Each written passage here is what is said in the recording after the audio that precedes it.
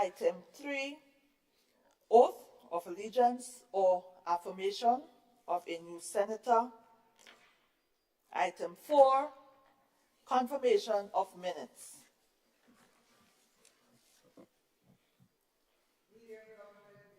Leader of Government Business, Senator Honorable Adrian Thomas. Thank you very much, Madam President, and good morning to my colleagues on both sides of the House. And I wish you all a pleasant day. Madam President, I beg to move the motion that the minutes of the proceedings of sittings of the Senate held at the Parliament Building, Mount Weldale, St. George, on Wednesday 13th and Thursday, the 14th December 2023, be taken as read.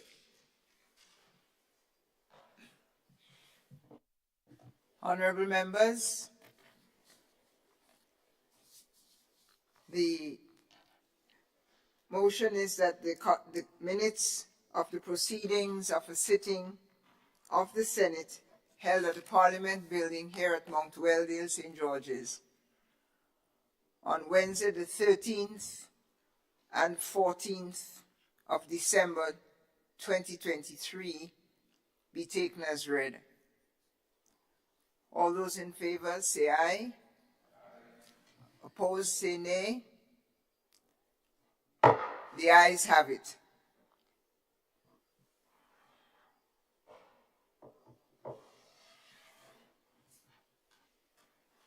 Leader of Government Business. Madam President, I beg to move the motion that the minutes of the proceedings of a sitting of the Senate held at the Parliament Building, Mount Weldale, St. George, on Wednesday the 13th and Thursday the 14th December 2023 be confirmed. Thank you, Senator. Honorable members, the motion is that the minutes of the proceedings of a sitting of the Senate held at the Parliament Building here at Mount Weldale, St. George's, on Wednesday 13th and Thursday 14th December 2023 be confirmed. All those in favor say aye. Aye. Opposing view say no. Ayes have it.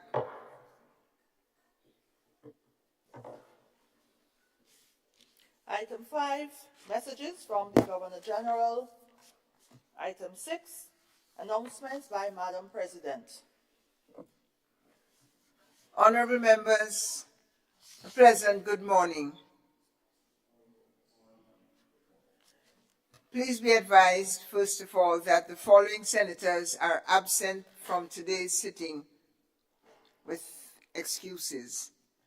Senator the Honorable Salim Rahman is away on private business, far away. I believe he's in China. Senator the Honorable Claudette Joseph is also out of state on government business. And thirdly, Senator Katusha Douglas is in state but unable to attend today. This brings us to an end of absences. Secondly, I'd like to share with you, since you are addressed, an Independence greetings. It reads as follows, I quote, "Excellency, I am glad to extend my heartfelt congratulations and greetings to you and your colleagues in the Senate on the occasion of the Independence Day of Grenada. Our two countries share very warm and cordial relations based on mutual understanding and goodwill, and I'm confident that our bilateral and parliamentary ties will further strengthen in the years to come. I look forward to working with you closely in this regard. Excellency, I also take this opportunity to wish you good health and happiness, as well as peace and prosperity to the friendly people of Grenada. With the assurances of my highest consideration, Umbrella, Speaker, Lok Sabha, India. End of greetings. Thirdly, I would like to bring congratulations to the Grenada Tourism Authority for its successful hosting of the Sustainable Tourism Conference 2024, held here in Grenada just a few days ago, with its focus on people, planet, prosperity, and partnership. Missing one. Not only do we wish to bring congratulations to the whole team who worked very hard and mobilized some of our really outstanding speakers, presenters, and otherwise. I'm sure we would also like to thank and congratulate our Minister of Tourism, none other than Senator Adrian Thomas, who played an active role in this success for Grenada. Thank you, Senator Thomas. And lastly, I'd like to announce that through an initiative of Parl-Americas in collaboration with Caribbean Women in Leadership, otherwise known as CWIL, and the Grenada Women's Parliamentary Caucus, otherwise known as GWPC, a program entitled Young Women in Leadership was launched on Friday, the 19th of April, 2024. This program is geared towards the development of young women to encourage them to take up leadership in government and elsewhere. All of you and all parliamentarians would have received notices to that effect, encouraging you to nominate young women. I think we are looking for a group of about 35 young women. And you already know some in your areas who have potential or interest or both. I would like to encourage you to encourage these young women to apply. The age range is 18 to 25. It's over several weeks, I think 15 weeks. It's free, it's wonderful, it's building the next generation of young women leaders. And if they apply, they have a good chance of being competitive and selected. Dear patient colleagues, here ends all my notices. Thank you.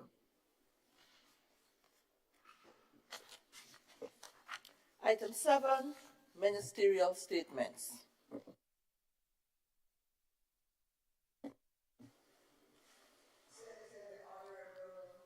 Senator the Honorable Gloria Thomas, Minister of Social Development.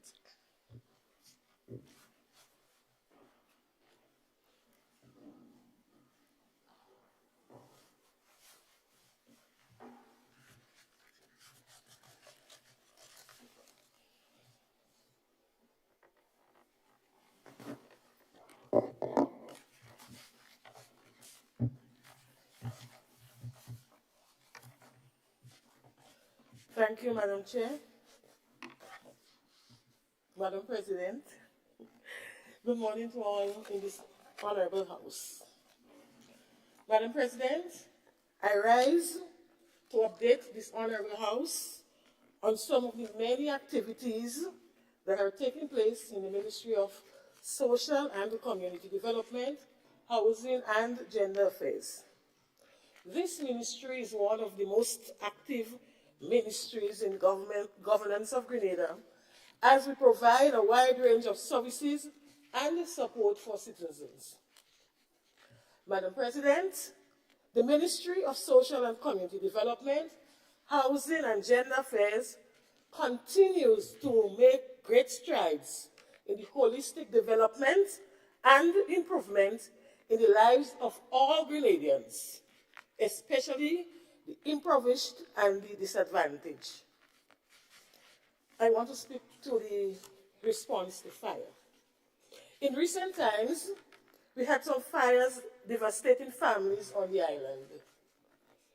Madam President, my ministry was able to respond to the victims of this fire by providing temporary housing in record time, providing appliances, household items, psychosocial support, counseling, school items for the children affected, and financial support. The ministry continues to engage the families to ensure that they are coping with the situation and that their lives can return to some form of normalcy. At this juncture, I would like to express my heartfelt thanks and appreciation to all individuals and organizations who joined with the Ministry of Social Development to provide so much relief and assistance to the fire victims. My heartfelt thank you to all of you. International Family Day 2024. Madam President, the International Day of Families is observed on May 15th every year. It was proclaimed by the United Nations General Assembly in 1993. With the aim of highlighting the importance of families, promoting awareness of issues relating to families, and advocating for their well-being. The day serves as an opportunity to recognize the critical role that families play in societies worldwide. We know, Madam President, that families serve as a fundamental unit of society and are central to social, economic, and cultural advancements. Families provide support and care and nurture to individuals. And so, with the positive influence of families, we could have a better society. And so, Madam President, recognizing the importance of family, the ministry has started planning for the observance of Family Day during the month of May. This year, local theme, Family Matters, Step Up Your Parenting Game. And so, an invitation is being extended to everyone to be part of our program of activities as we celebrate the family with activities that highlight approaches that strengthen our families and the societies. Madam President, included in the activities are church service and 2 days of national prayer for families, which focuses on the importance of strengthening the family system. This, we believe, is critical for our children's spiritual upbringing and the holistic engagement of families. We also have a symposium under the theme, Strengthening the Family. This, we believe, will provide a platform for meaningful discussions, exchanges of ideas, and collaborative efforts towards strengthening family bonds and promoting social cohesion.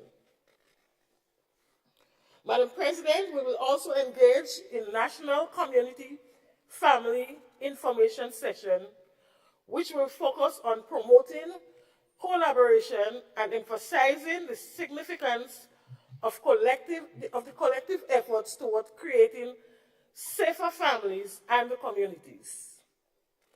These sessions are important as we continue to assist in ensuring that we have functioning families in our societies. Child development. Madam President, my team and I from the Social Development section of the ministry have undertaken a series of visits to the homes for children on the island. The purpose of the visits was to engage our caregivers and to review the established standard operating procedures at the various institutions. Madam President, we also engaged the staff to get an appreciation of the concerns and their working condition. Father Mallaghan's home. Madam President, the reconstruction of the Father Mallaghan's home which also include the Brewers House, will commence shortly. The ministry met with the team from the Maria Holder Foundation, along with other stakeholders, to draft the roadmap for the commencement of the project in short order. We are in the process of finalizing the relocation of the residents to commence the work. Juvenile justice. Madam President, the Grenada Juvenile Justice Policy Review has commenced along with the Juvenile Justice Act 2012. And so we welcome the appointment of the Director of Juvenile Justice. Currently, the ministry is endeavoring to adequately staff the unit and is preparing for its relaunch. Gender-based violence. Madam President, despite focus and the many efforts by state and non-state actors, collectively and separately, gender-based violence continues to be a pervasive issue with significant negative impact on the state. Gender-based violence has damaging consequences affecting not just those involved, but other families, communities, and by extension, our island. As part of the ministry's response to GBV, a strategy is being proposed for the period May 2024 to December 2024. And an official media launch of the GBV will take place on the 29th of May this next month. As part of its mandate to address the issue of intimate partner violence and sexual violence in Grenada, the Gender-Based Violence Unit has been implementing programs and projects aimed at preventing and responding to these issues. The strategies have been geared towards empowering women. Madam President, we recognize the desired change cannot be achieved without engaging the whole society. Men have been involved in the process with the view of changing the power relations between men and women, and victims' services have been ramped up. We provide that service through the unit for both men and women using a client-centered approach. To this end, a community engagement strategy is being proposed for 2024. The objectives of this strategy: one is to raise awareness of the impact of gender-based violence on the individual, family, community, and society, debunk myths that address root causes of GBV, raise awareness of the laws and resources available to address gender-based violence, engage men and boys as agents of change, strengthen support systems through identifying potential change agents within communities, with the intention of sustained engagements.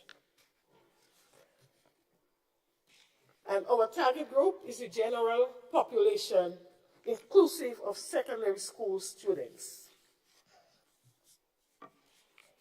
Housing and community development. Madam President, my ministry, in collaboration with the Housing Authority, was able to hand over the Chinese-aided houses at the current site.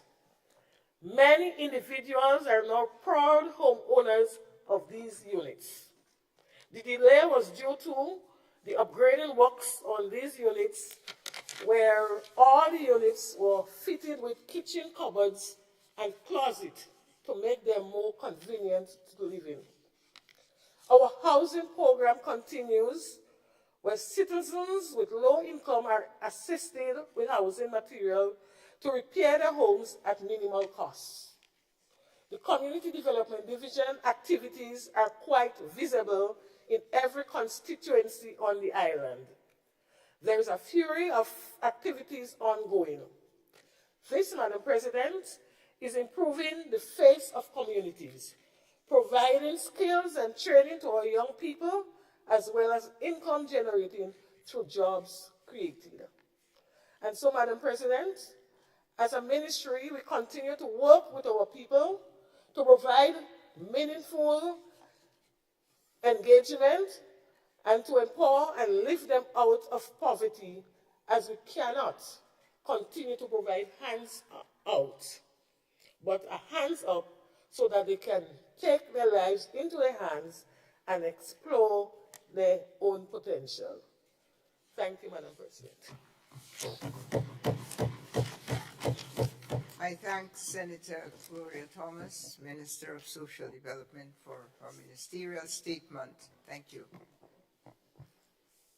Senator the Honorable Jonathan Lacrette, Minister of Sports. Madam President, good morning, senatorial colleagues. Good morning to all of you.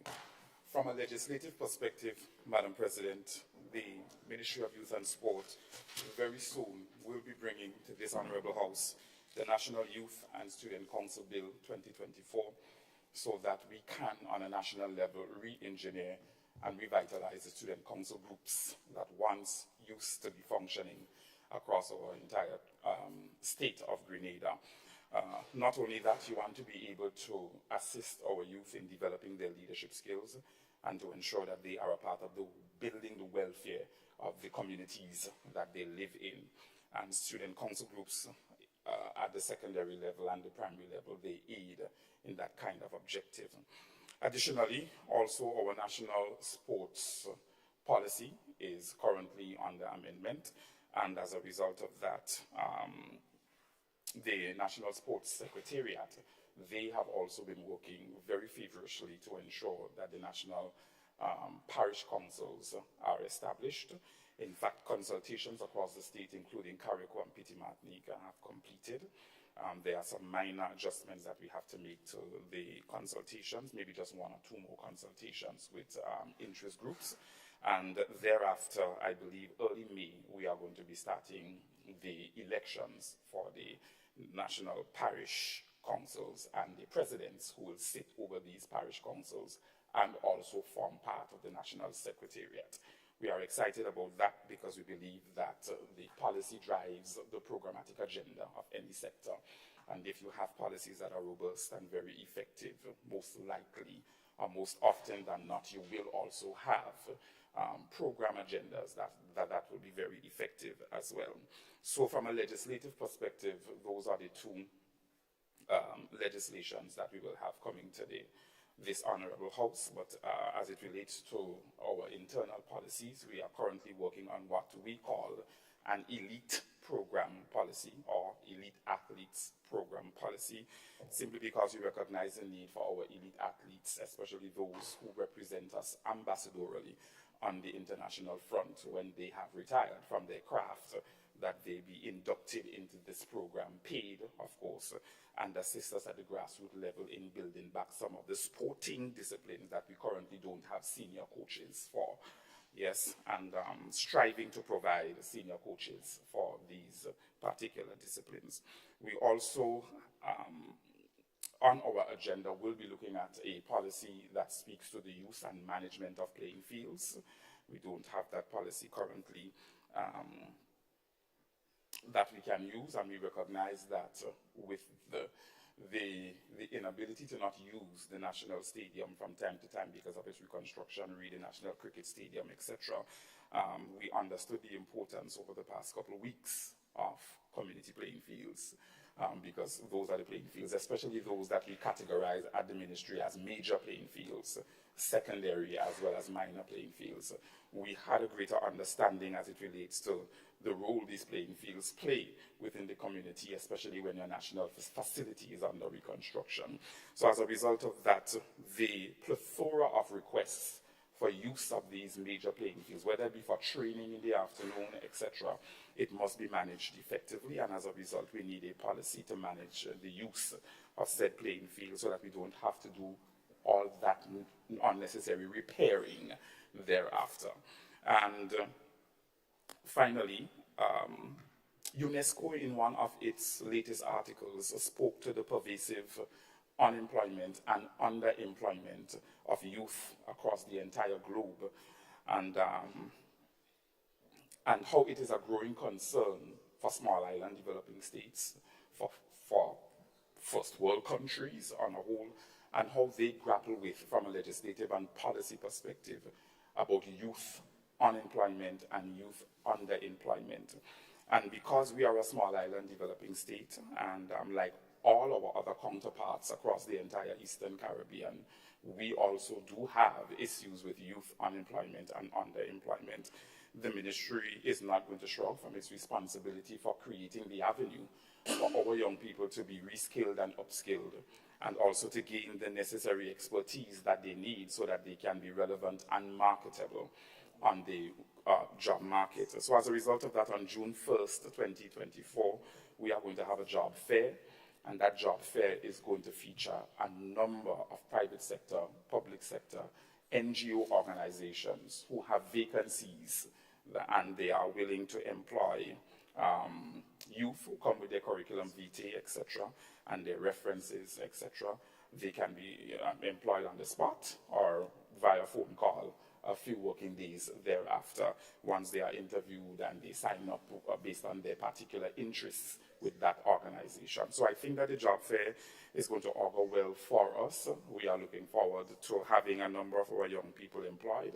And I always say that the Ministry of Youth and Sports, we have a number of programs that we embark upon, be it Empower, be it Youth Biz, be it the National Youth Ambassadorial Program or the National Youth Parliamentary Program, etc.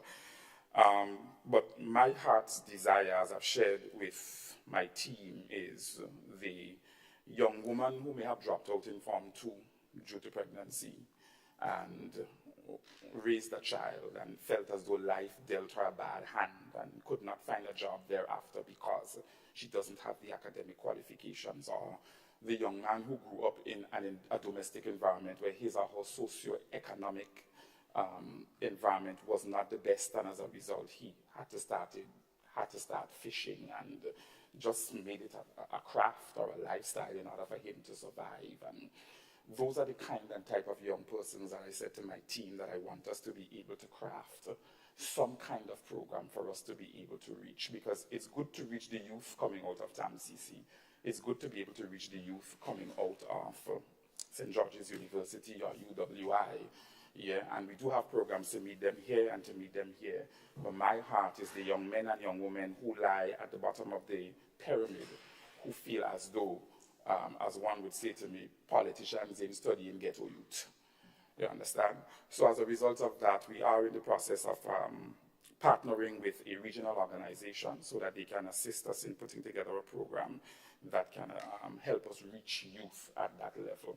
So I'm excited about the work at the Ministry of Youth and Sports and how it's going to benefit our young people.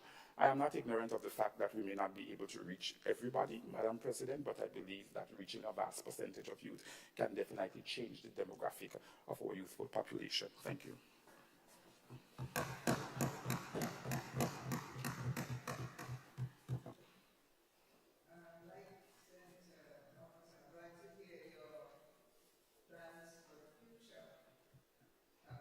Yes, thank you. Sorry, I'm saying that like Senator Thomas, who spoke of the intention to have home visits regarding the the program on child development, I'm glad to hear of some of your plans. For example, the revitalization of the National Student Council. Well, that was a revolutionary movement in my time, and it should be revived. And I'm excited to hear that you are thinking of National Youth Council at the primary school level. Now that's foresight, reaching, I hope I heard you right, but I think the young people, as young as they are, ought to be taught about governance, how to govern themselves and therefore how to govern others later. So thank you for those updates. And one question I have for you is the job fair on the 1st of June. Will it be in one site? And please don't tell me that one site will be on the Carenage in the parish of St. George's or... No, Madam President. In fact, it's going to be in St. Andrew at the Grenville Car Park. I think that would put a quite a smile on your face knowing that it's in Big Parish. So we have, because many of the job fairs we've had before was centralized to the St. George area. That's right. So as a result, we felt it best to, based on our statistics, to take the job fair this time to the St. Andrew area and to capture the demographic of youth up there that may be unemployed or underemployed, to see if we can provide the jobs that they desire to have, to earn a living from. Additionally, the National Youth Parliament program is also going to be brought to the primary school. As we revise the program, from a policy perspective, we recognize that it is time that our 5th graders and 6th graders get involved in in the civil matters of the society. And as a result of that, it's a whole revamp of these programs, Madam President, starting at the primary level, because these very same primary school students will filter into the secondary schools in a year or two. And as a result of that, we want to be able to have them have the kind of training as an, well, I almost say former educator, but still educating at a higher education level. You do understand the importance of starting at the source. And as a result of that, we have extended these programs to the primary level so that we can have some degree of continuation thereafter. Thank you very much, and thank you for the privilege of entertaining me. I'm putting in a little plug lastly for places like St. Patrick. Make sure that those young people can get to the Grenville Car Park or wherever it is they need to get to, because those are deep in the heart of the country. St. Mark's, all those places where the young people are languishing. Thank you so much. I see the light of Senator David Andrew. Senator Andrew Lewis is Senator for Labour. You have the floor, sir. Thank you very much, Madam President. And through you to the Minister, as the focus continues on youth. And I want to applaud the initiatives, and I look forward to those plans bearing fruits. I wish to suggest through you, Madam President, that if we can take, as part of the subset of youth, our athletes, our young athletes, and sort of focus on what I call public engagement, interviews, speaking to the media, etc. So it falls within youth, right? But you pull them out as a subset, as a matter of, in my view, I would say sort of urgency, because the world is small, and there is a need, in my view, for those sort of training and role-playing and engagements, just as a suggestion. Thank you, Senator Lewis. Senator Lacrette. Madam President, through you, I just wanted some clarity from the Honourable Senator as it relates to whether or not he's speaking about from a public speaking perspective. Yes, because I try to find a way to focus on our athletes. I know you're speaking about youth in general, but the athletes, I'm speaking of the young athletes, and many times they're engaged with the media, public speaking, they've been interviewed when they're engaged in different activities. And I just thought we need, because remember, they're our faces, they are ambassadors, they're representing us. We need to pay some particular attention along that line. Thank you, Senator. See, Senator Lacrette signals that he's taking it on board. Senator David Andrew, you have the floor. Or did I miss somebody else? Senator St. Clair, you've been having your light on. Go ahead. Yeah. No. He wanted to make a presentation and to just comment on Lacrette's, Senator Lacrette's. Good morning, Madam President, and morning to everyone here this morning and those on the outside. I was happy to hear the legislative approach to the Student Council. I think that was not legislated before, and I think it's a good idea.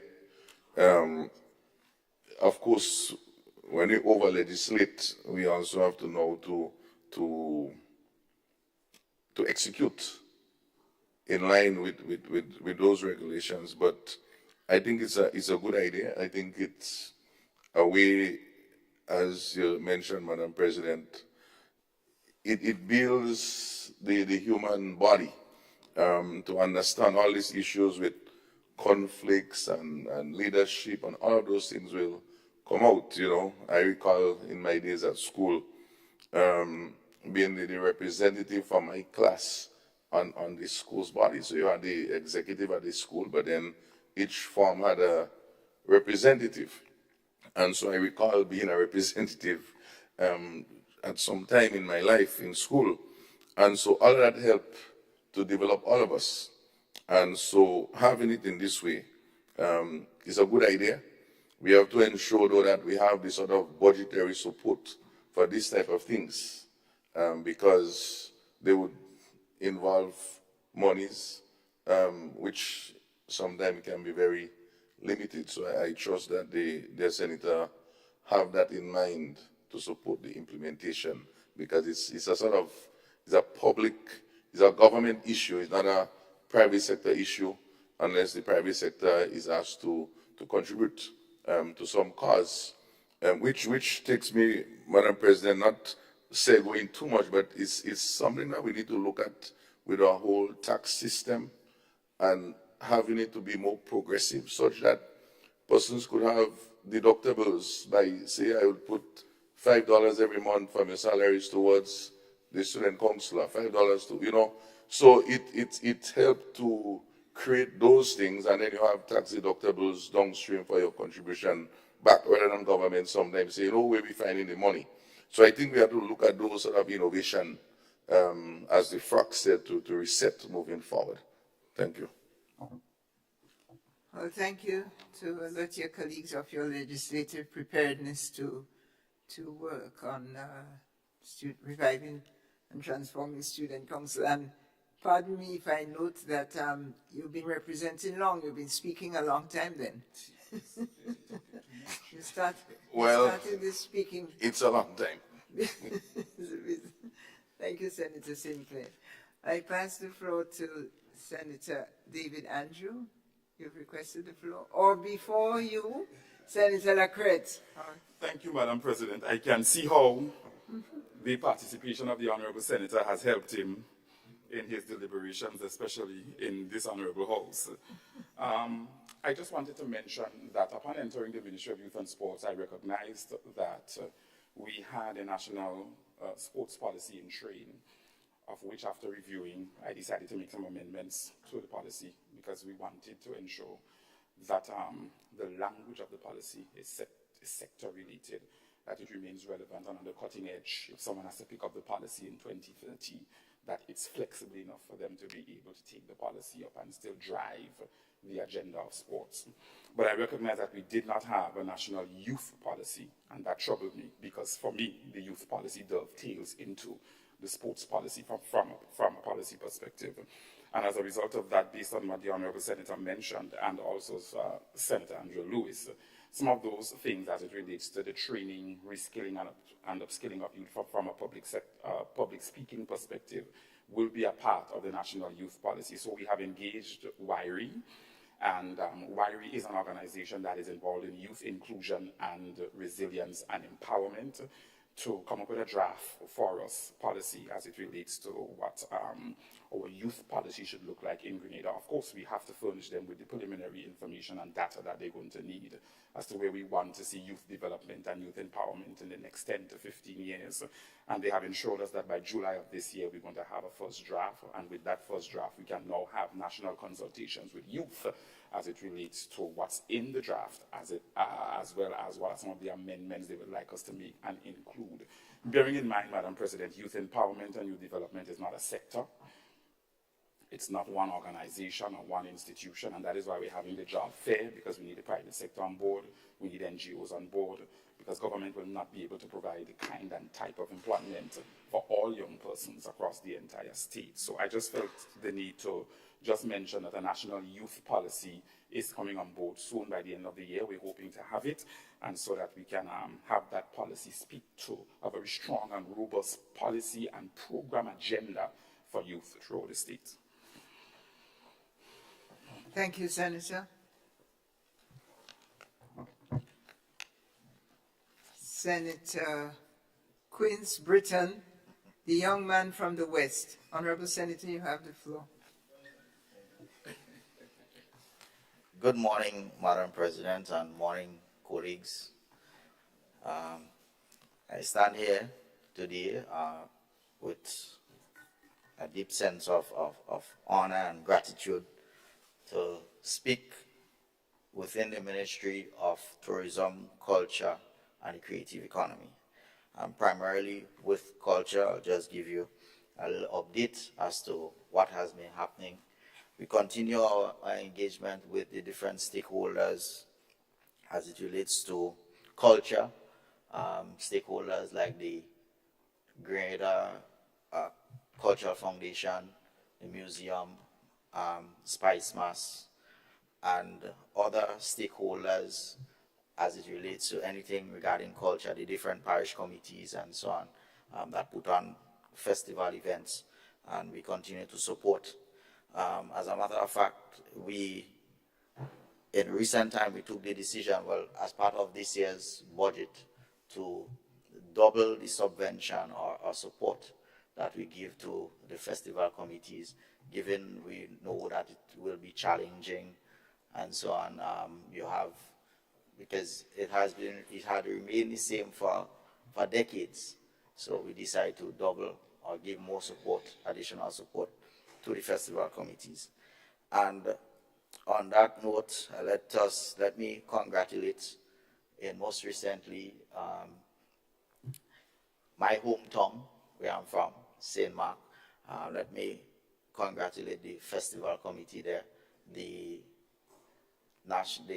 St. Mark Independence Committee, for the brave move that they hosted is successful, because in continuing with the 50th anniversary of independence and so on, they sought to engage in a number of activities.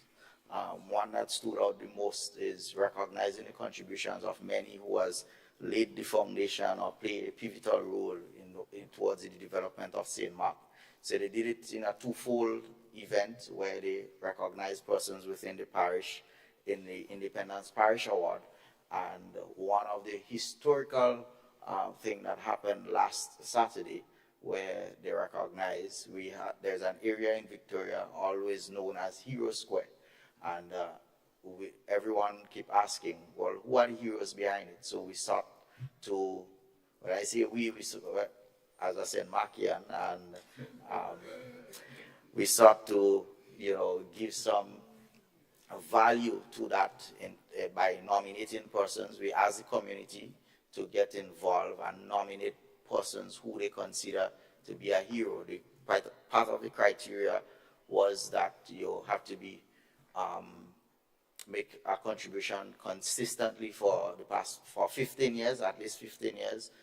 You have to create whatever contribution that you make, it must leave a positive or a lasting impact on the community, as well as you have to be recognized nationally, regionally, or internationally. Hence the reason why we sought to narrow it down to, in the first instance, to nominate or to unveil on a monument that is shaped as a pyramid there at the top of Diamond Street. We give some semblance to Hero Square now. So you have names of different persons who have laid the foundation, as I said. And that's just the first 20 names. And going forward, we intend to, probably as part of National Heroes Day, or probably as part of the St. Mark Day celebration, that we honor more persons and add their names to that. Hopefully one day they might see it fitting to put my name on there. But I just like to endorse that, and the committee is doing a fantastic job up there. This weekend we kind of winding up our activities, and we have the food fest this weekend. Last night was the bonfire. We have food fest this weekend, and the closing ceremony will be on Sunday, God's will. So a lot has been happening within the ministry. as well as in relation to culture, we continue to give the support wherever that we can. On this weekend, well, in fact, as we speak, and my fellow friend from the Sister Isle will be happy. I'm surprised to see him here because big things is happening in Carriacou. You have the Maroon Fest is happening. They started this morning and they will continue over the weekend. I expect to see him dancing in the streets tomorrow in Strings in the City. It's only a pity that I can't get to go up to Carriacou, but you know, I have to stay and take care of business in my constituency just the same. But I'll be there soon, my brother, so have no fear. Yes. So, Madam President, we continue to meet with our stakeholders, like I said, and we just recently we had a meeting with SpiceMass, looking extensively as to ways we can improve the product for this year. SpiceMass launch will be next Saturday. The theme of this year's SpiceMass is an explosion of culture. So we're trying our best to, you know, so add some value, to see something with a difference, because we already expect an increase of over 70% in visitors coming to our shows for this year's SpiceMass. So we see it important that, you know, we make sure that we dot all the I's and cross the T's, so that people can have a wonderful experience this year's SpiceMass. Pan Expression is this weekend as well, on Sunday, God's will. So we continue to give support to those events. And like I said, hats off to all the parish committees who have been doing a wonderful job. In recent times, we had the River Sali or Live Sali, Saraka. That was a successful event as well. And we're doing all of this, Madam President, with very limited staff at the ministry. And I just would like to place on record our heartfelt thanks and appreciation to those, especially within the Department of Culture, in the Ministry of Tourism, Culture, and the Creative Economy. Creative economy is still trying to find themselves a home. Most of our staff have to work remotely. So it's a lot of challenge for us, and it's a new ministry, all bound together, but we are trying our best to do whatever that we can to make sure that everything goes as smoothly as possible. So on that note, Madam President, I'd just like to say thank you for affording me the opportunity to give you a brief update, and you will be hearing from me again. Thank you. Of that I'm certain. I'm sure we'll be hearing from you, and we thank you for the update, Senator Britton. Senator Sinclair, you have the floor. Yeah, thank you, Madam President. I always like to get the updates from my good friend, Senator Britton. I'm very familiar with the happenings in St. Mark's because in my substantive work, I have interests in the community. And as such, from the GCN standpoint, you know, we have the Nutmeg Museum right there in the same street, and we try to collaborate on these, particularly of the food fest and so on. But most so, the opportunity that the individuals involved in the food, the support for the agriculture sector, the fishing sector, the variety of dishes and so on. It's a place I try to be as much as I can be. I see my good friend on a regular basis there because I think it's a good place, particularly understanding the whole socioeconomic positioning. If I was saying quote unquote of St. Mark's, I would really want to see the nation rally some more because there's good things happening there.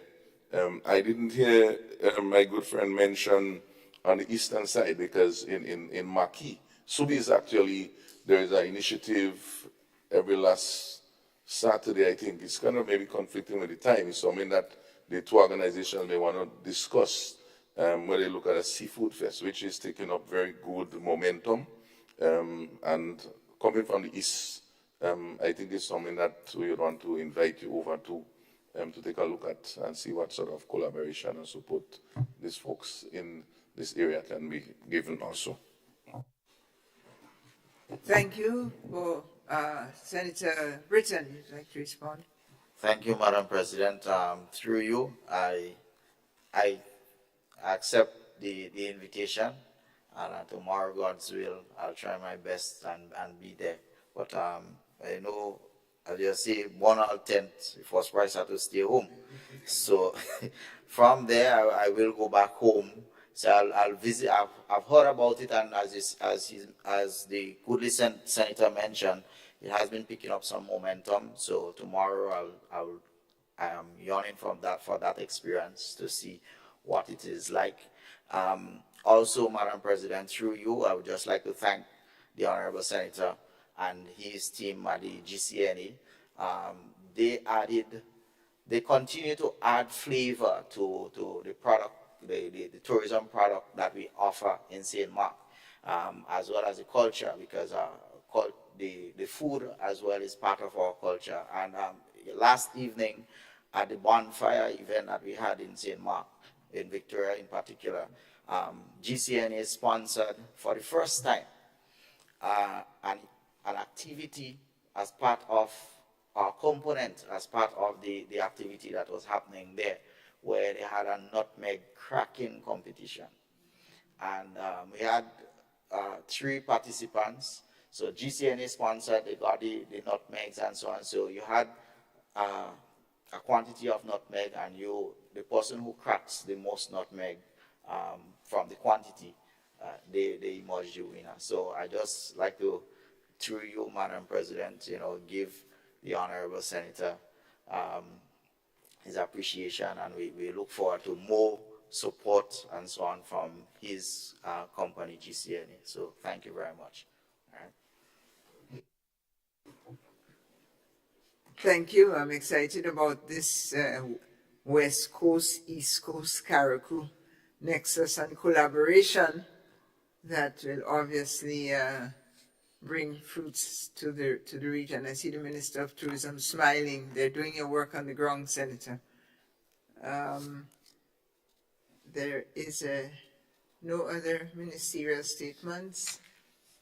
I thank you all. And Jen. Item 8, presentation of papers and reports from select committees.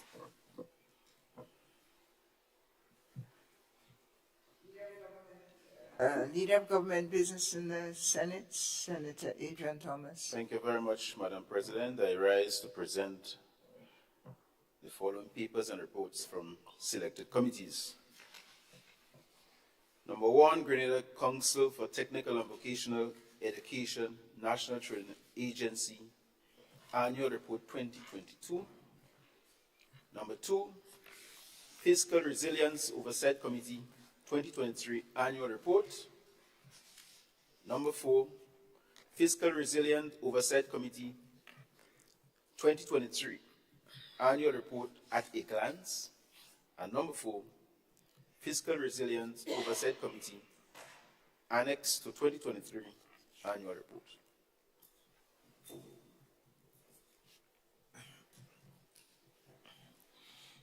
Honorable Senators, these reports, these papers are laid before you for your response, deliberation. I offer the floor to the Leader of the Opposition in the Senate, Honorable Senator Nolan Cox. Thank you very much, Madam President. Madam President, I just want to make a few observations and just a few comments on probably first one, I'll start with the National Trade Agency. Just in reviewing the report, I noticed that one of the initiatives is the development of a strategic plan for the agency going forward. I think that is a very, very good approach in terms of planning the forward thinking of the agency. But I just want to suggest and recommend that I think one of the areas that the agency may look at in terms of strategic development is in terms of growth, in terms of the scope of the actual training modules that they have. If you can start broadening and widening it based on some of the trends and some of the demands in terms of skills development for young people, I think is something that, which the other side, this current government has also spoken about so much in terms of what is lacking for persons in order to be able to access certain job opportunities.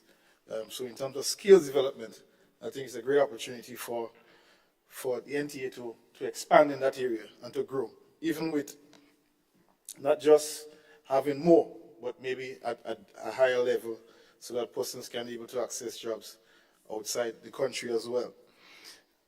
As regards to the FROC report, Madam President, I just wanted to report specifically from the FROC report from a glance, that particular document.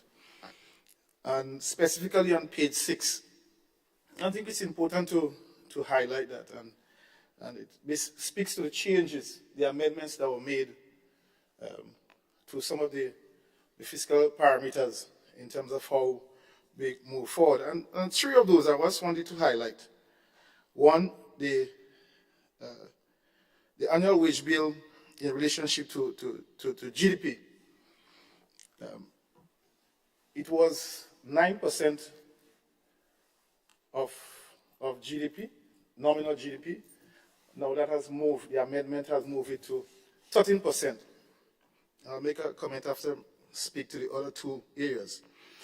The debt to GDP ratio, it was set at 55%.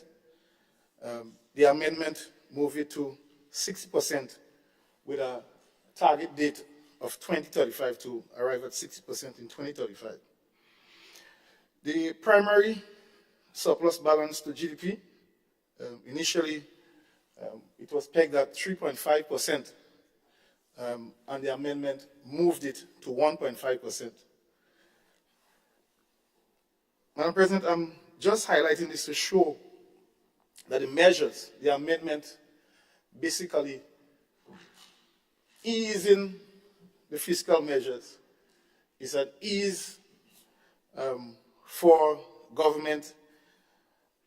I don't know, Madam President, I do hope that the easing of those measures in itself will lend itself to maybe more, be the government being more fiscally prudent, I don't know. But I see that there is something that we have to pay attention to. As you know, sometimes when we get more leeway, there's a tendency for us to not to be as prudent in our management of those resources.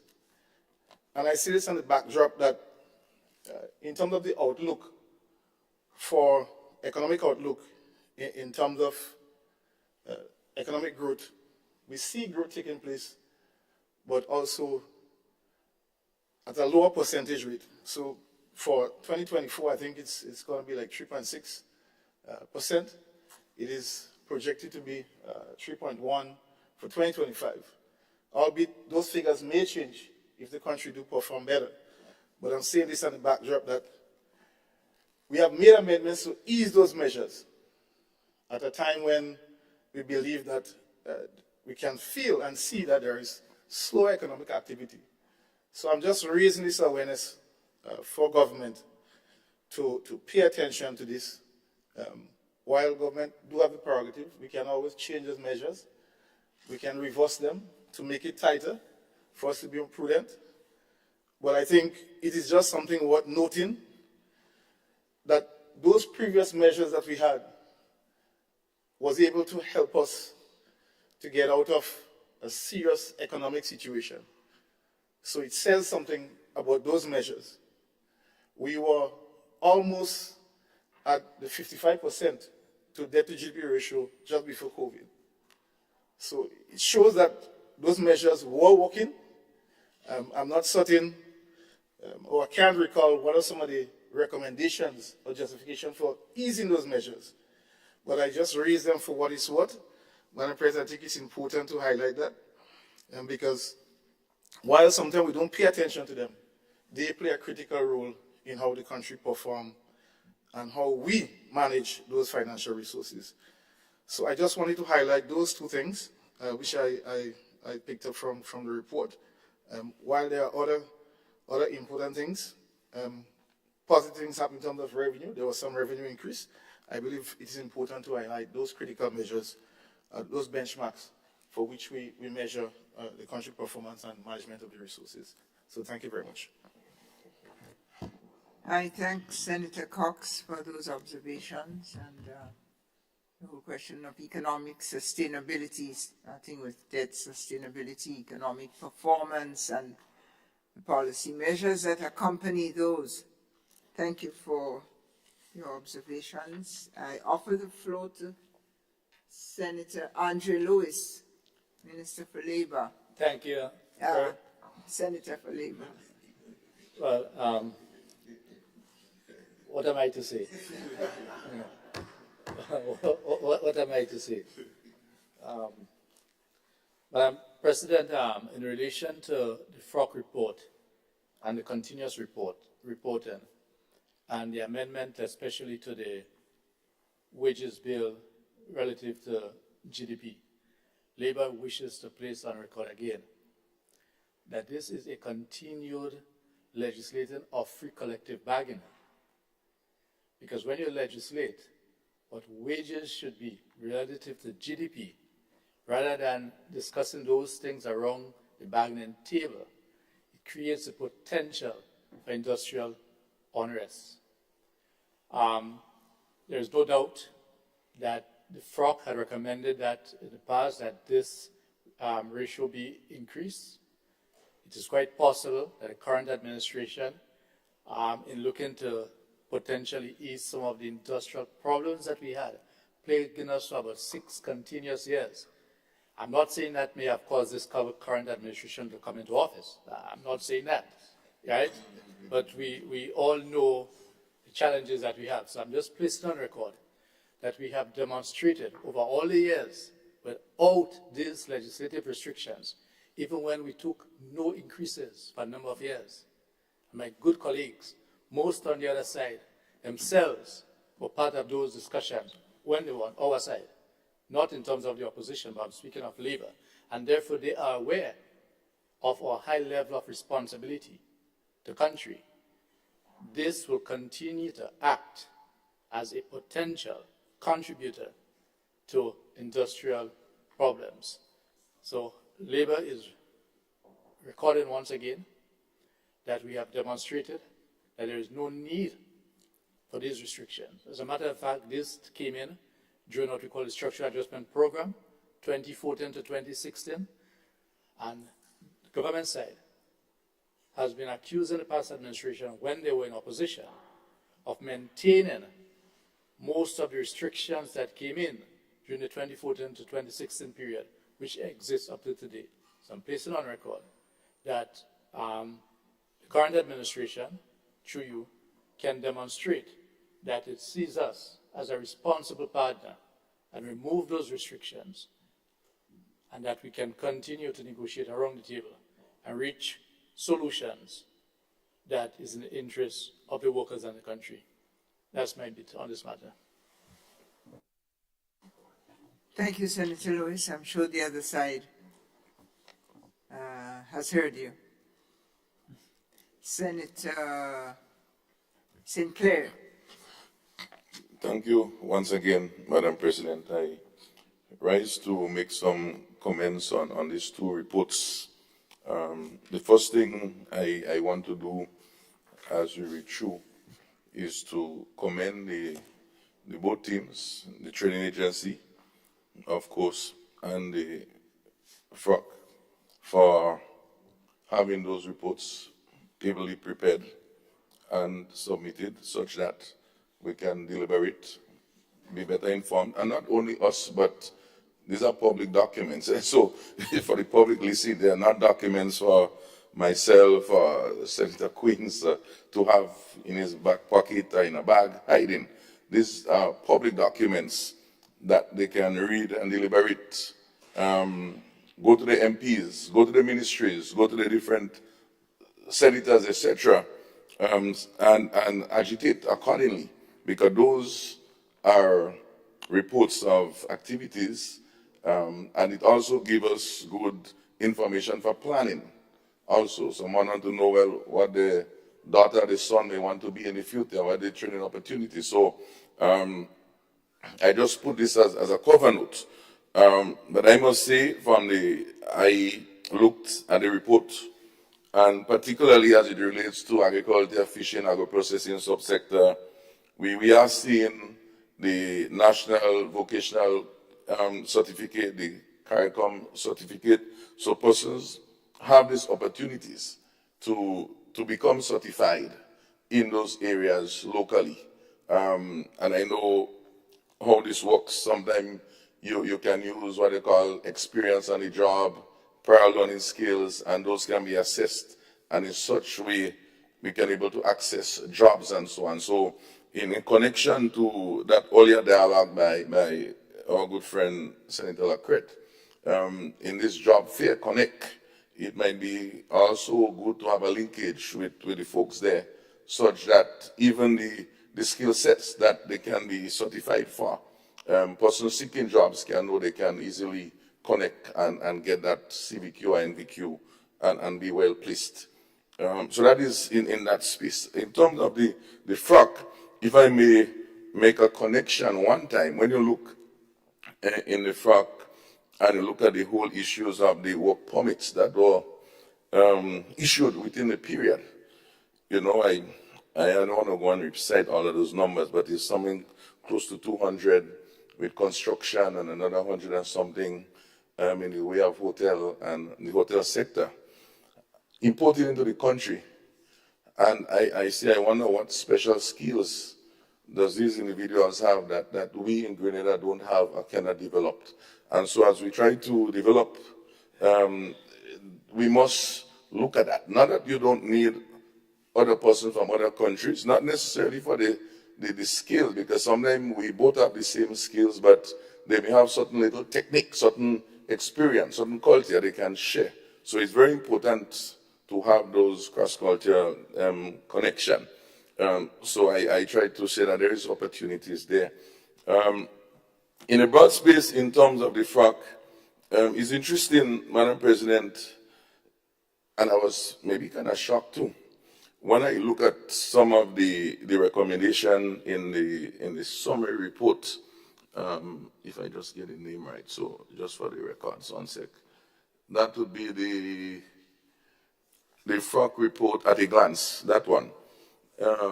Just on page 21 there about the sort of 3 graphics. But it's interesting that I saw they were making some suggestions to the legislation in terms of definitions and some things, and I was like, but sometime in November, December, we had this, we discussed and passed this bill. That's the 2023 FROC. So, I mean, they didn't get a chance to have a last look to verify some of these definitions and so on. So I wouldn't be surprised maybe in the next few months we may have to come back and have some amendments to that. But it shows, Madam President, we have to be careful. This process called second reading is a very important process in the legislative agenda. Second reading involves not us only, is my understanding. It involves the stakeholders and other persons. And so should they have been a first reading lane and then another double check, I think those might have been picked up at that stage. And I'll speak some more about that later on, not in this segment. But when you look at the fundamental report, that's the big report, the annual report, specifically as it relates to agriculture. Of course, the FROC made some very interesting observation. Because we can say what we want, but we have to look and see what the report says. They are like the masters. They say that we see for 2023 a 6% decline in agriculture. Of course, without even reading the report and knowing the specific numbers, we can feel it. You know, of course, there were good news. Livestock increased by about 2%. nutmeg increased by about 11%, but crop declined by about 9%, mostly because of about 21% decline in bananas and other vegetables. And of course, in the absence of an important infrastructure such as the MNIB, which buys a lot of bananas, and of course the passing of my good friend Mr. Harford, who also was involved in bananas, we understand the context of this. Notwithstanding, there is discussion about the weather and so on, but weather don't cause that when we know MNIB literally is operating at a minimum. So longer it takes, we are almost 4 months into 2024. So the question to me is, Mr. Harford is passed, I don't think he'll be resurrected. MNIB is there. And the question is, would it be resurrected sufficiently to regain that loss that we have lost already, to catch up before 2024 starts? What is interesting too, Madam President, in the outlook on the FRAC, a few pages lower down, and this is under the whole economic sector pushing. What page are you? I'm around 46. It's 46. Yeah, page 46. I'm 46 on the real 46, but it is page, according to the FRAC, you know, there's a big blue print at the back. It's page 8. But if you look on your count, your page count in the Acrobat, it's 46. Thank you. Right? Yeah, sorry about that. Yeah. And if you go down further, it speaks about the food import bill. And it speaks of the food import bill, which is high, because we see the resurgence of the tourists and the cruise arrival, which is still just a few, about 25,000 under the 2019 figures. So, but it's right there, right? But we see an increase in the food import bill, which the FRAC has alluded is because of the increase of tourism. And so there is a dire need for us to be able to start producing more of our food and turn this whole backward, this decline down. Otherwise, we cannot keep saying this thing over and over. So the FRAC will ask us at some stage, what is being done? So there are answers. There's the food security program based on the World Bank, which the FRAC mentioned to come. We are 4 months into the year.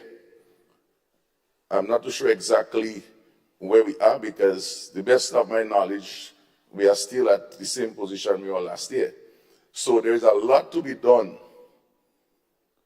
right, in this process. And I'm saying this, Madam President, when you look at the other aspect of the FRAC report, which is it is in the same at a glance. It is in the same at a glance.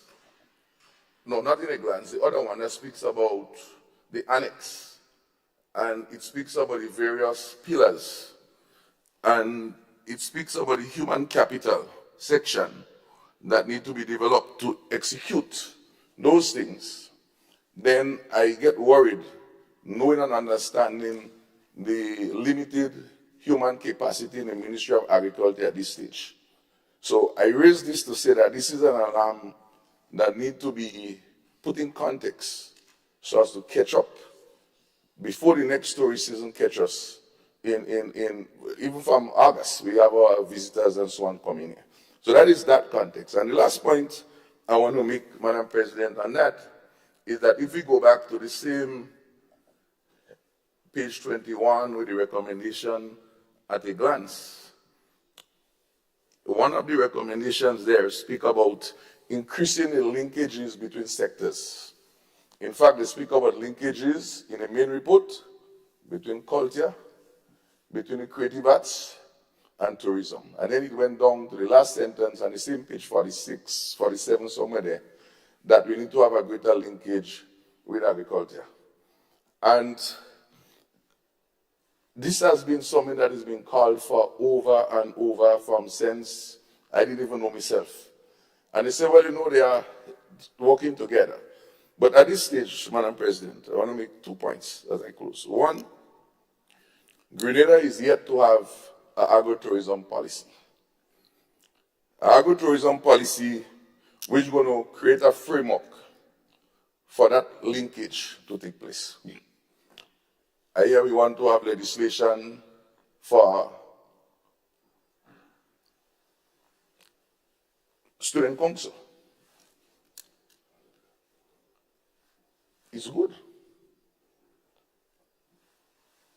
But we need to address this issue in some legislative framework. In fact, the last point that I close, Madam President, on this. When I just took up position as the Senate sometime in November 2020, I was young and had a lot more energy than today. I was shocked when I heard the Minister for Tourism then, my good friend, Senator Cohen, when I sent Mark and got into my friend Queens. She made a big speech marking World Tourism Day. And of course, how they must have increased linkages. I say, wow, this sounds nice.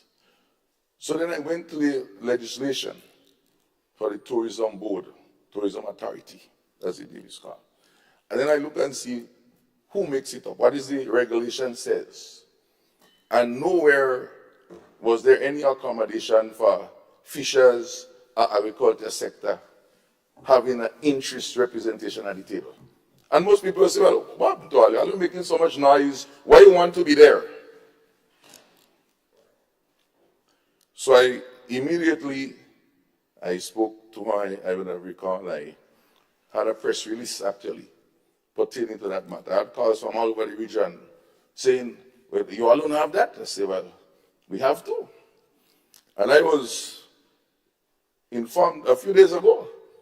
A farmer meet me and he said, but you don't see what the Prime Minister do? I said, no, because I haven't looked. He said, at the tourism conference, which you just spoke about, the Prime Minister said, where are the farmers? Where are the fishers? And the numbers was, I wouldn't say it was 0 because I didn't see, but I understand it, he was not very happy. And I really stand with him side by side in this cry that we need to change this legislation to include the fishers. So when those things are happening, you know, sometimes if you're not at the table, people don't know you exist, but you need to be at the table. And so we're asking for some legislative change, which I will bring a motion to subsequently, to have that included as a condition, such that this linkage that the FRAC is calling for is not being oversighted. And this is my contribution on this matter, Madam President. Thank you. Thank you, Senator St. Clair. If I may repeat that the glaring absence of the actors on the ground that sustain tourism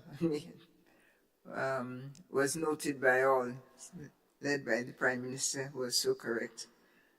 And so the linkages called for are repetitive but need to be acted on, really, my own view. Okay, that was an editorial. Any other requests for the floor on the reports?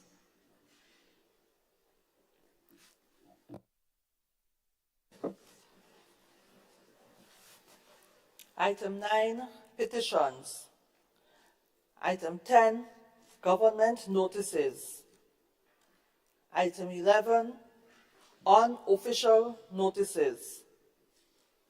Item 12, questions.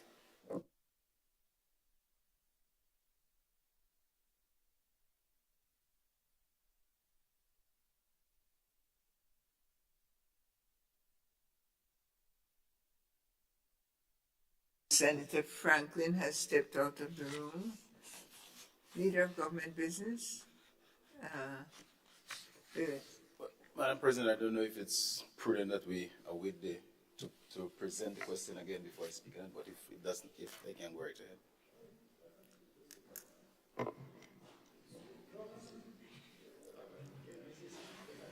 Let us take a No, very I brief guess we're quite familiar with the question.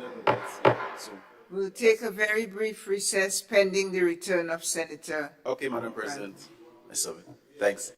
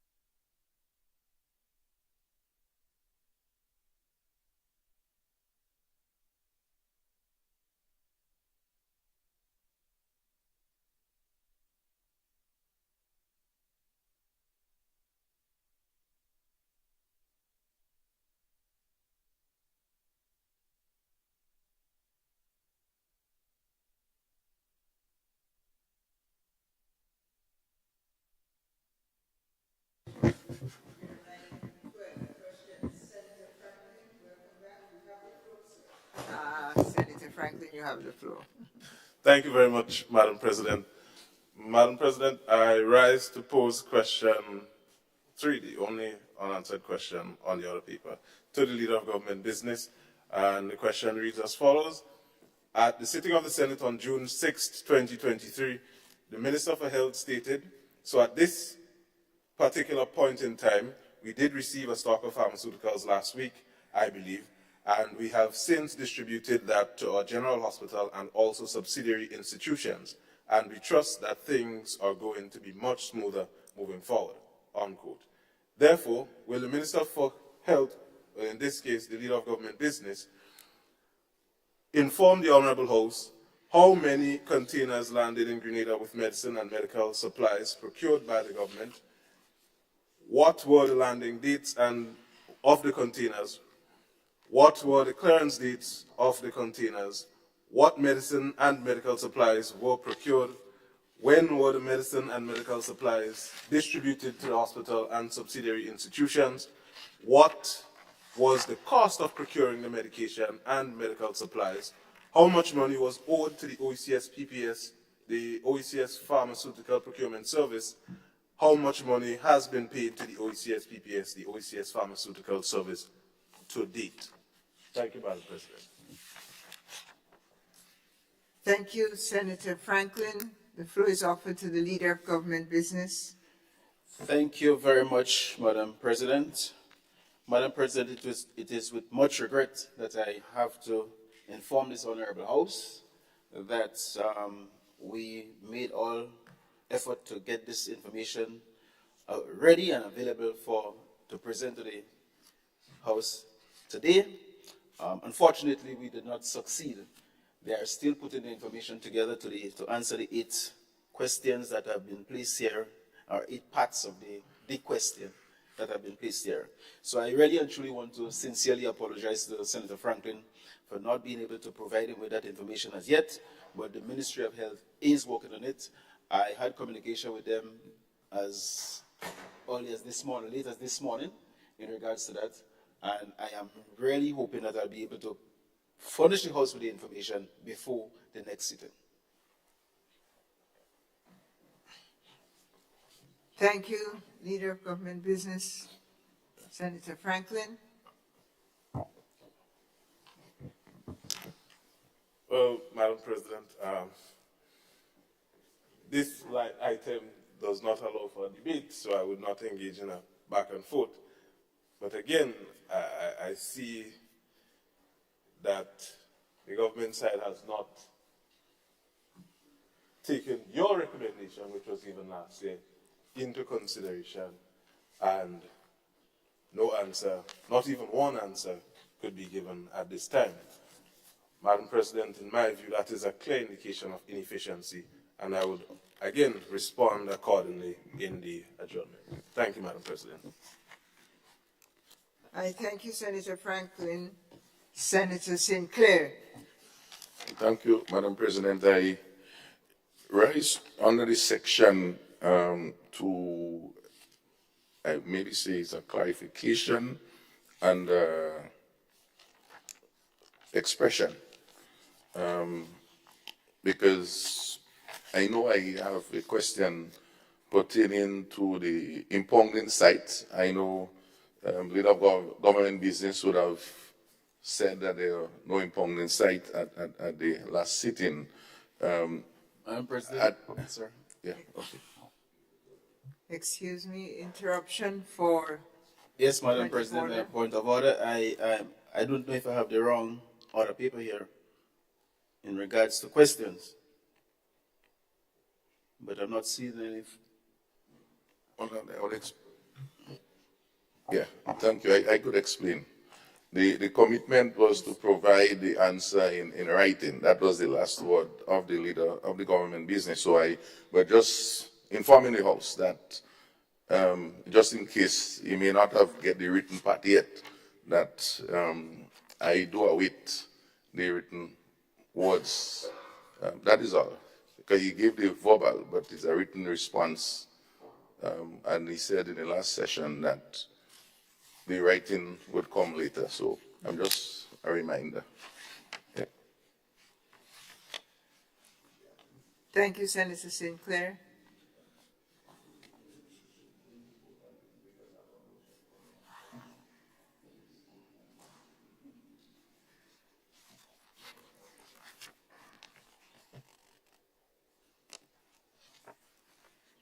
Senators, I'm searching my standing orders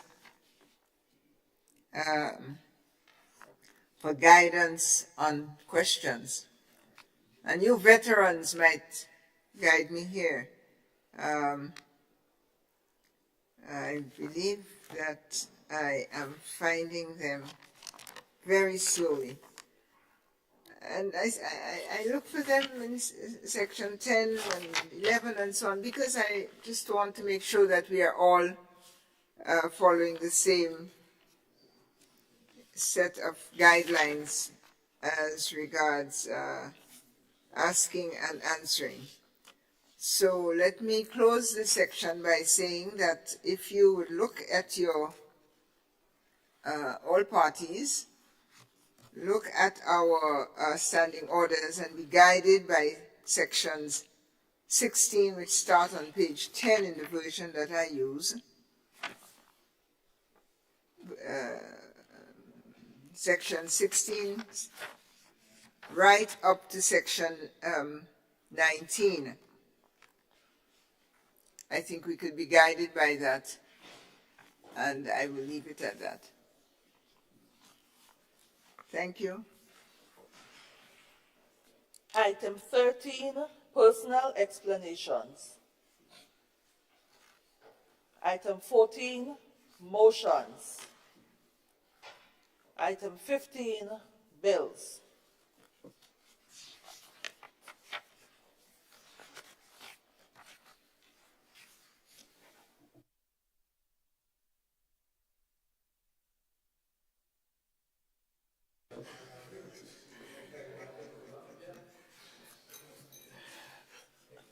Leader of Government Business in the Senate. Thank you very much.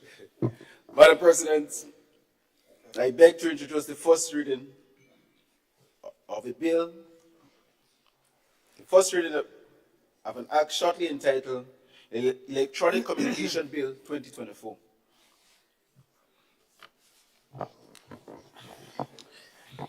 A bill which seeks to reform the law relating to telecommunications in the Eastern Caribbean Telecommunications Authority, shortly entitled Electronic Communications Bill 2024.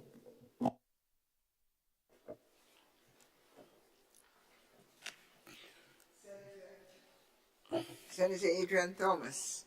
Madam President, I beg to move that the relevant standing orders of the Senate be suspended to enable the bill to be taken through all its stages at this sitting.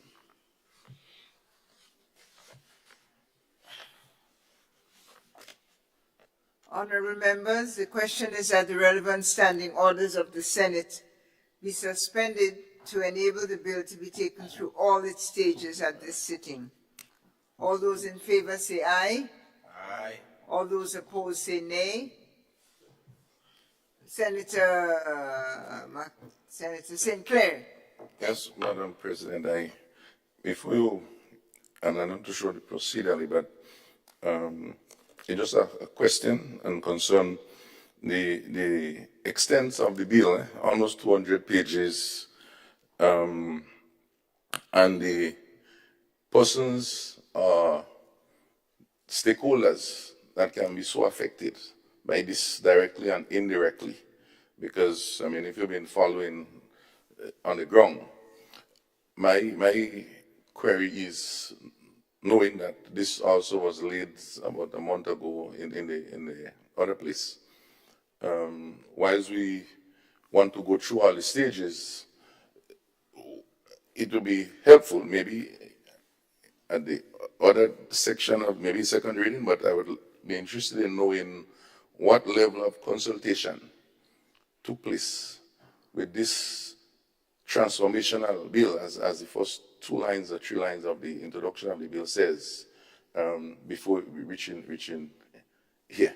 That's just a question. I'm not too sure if it's within the purview of this stage of the reading of the bill.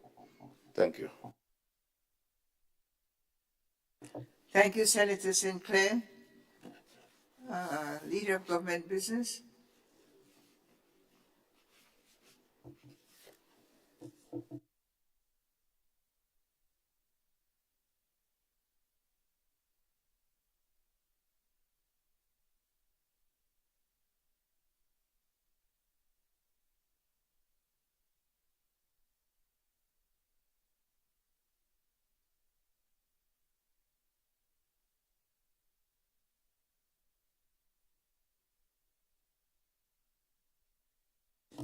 Leader of Government Business.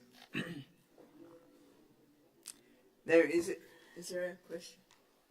There's a question from St. Clair. Madam President, I beg to move that the second reading of the bill.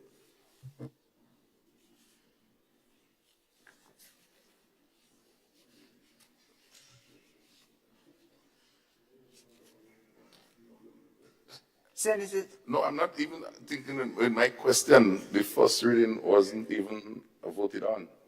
That is all I'm saying. Yeah, I'm okay with the explanation in the debate. I don't have a problem, but I just want to put it on a note where it belongs. But we didn't vote on to move from all stages. So that is my concern, just for procedural. That is why, yeah, exactly. We will follow procedure once you're satisfied. Honourable members, the question is that the relevant standing orders of the Senate be suspended to enable the bill to be taken through all its stages at this sitting.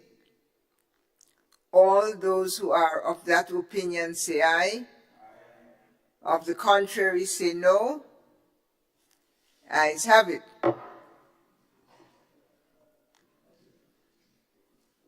Leader of Government Business. Madam President, I beg to move that the second reading of the bill be taken.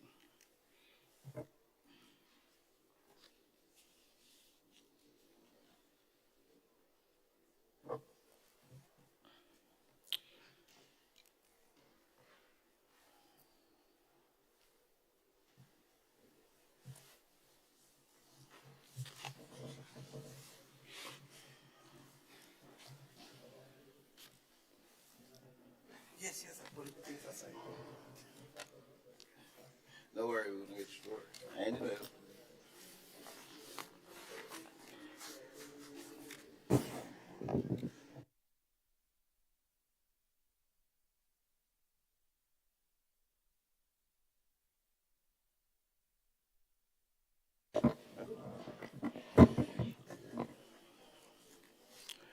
Madam President, we are here today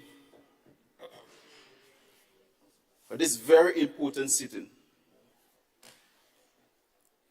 in the lives of many Grenadians, in the life of a country where we are focusing heavily on transforming our society. And in the midst of this, Madam President, a very important aspect, a pillar in the development of our society today is the whole issue of telecommunication.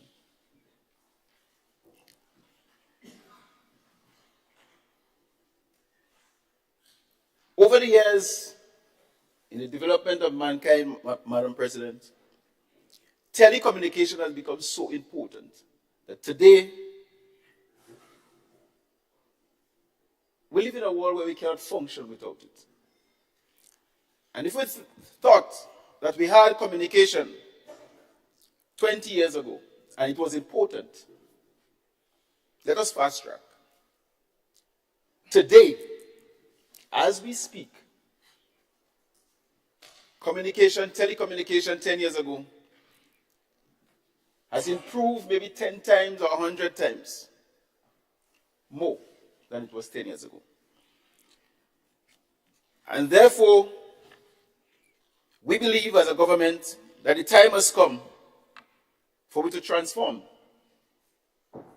the telecommunication sector. Madam President, the sector is currently regulated by the Telecommunication Act, Chapter 315C. And today, we believe that we need to advance that.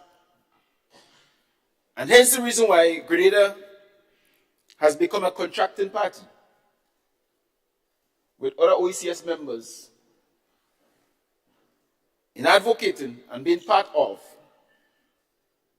the telecommunication transformation. Madam President, Dominica, St. Kitts, St. Lucia, and St. Vincent and the Grenadines are all part of it. And while Dominica and St. Kitts may have done their work already, and in terms of moving forward, we are here today to discuss, and I use the word discuss, because I believe that this is so important that it might be practical and maybe wise to use the word discuss rather than debate. Because at the end of the day, this is so important for Grenada to move forward. It's unbelievable. Madam President, the objective of the ECTEL Treaty was to establish the Eastern Caribbean Telecommunication Authority as the regulatory authority for telecommunication to serve the member states with a commission established in each contracting party state. Over the years, Madam President, from the establishment of ECTEL and the enactment of the legislation to the present, there has been significant growth and development in the sector, which has necessitated the reform of legislative framework. The need for legislative reform in the telecommunications sector was recognized over a decade ago. And I must stand here, and I know my good friend will be happy when I stand here and give some recognition to the people who were there before. I think the former administration must be commended for the effort they have made in their contribution to making sure that we have this electronic communication bill taken to Parliament today. I think their voice has been well recorded, and we must acknowledge that. Madam President,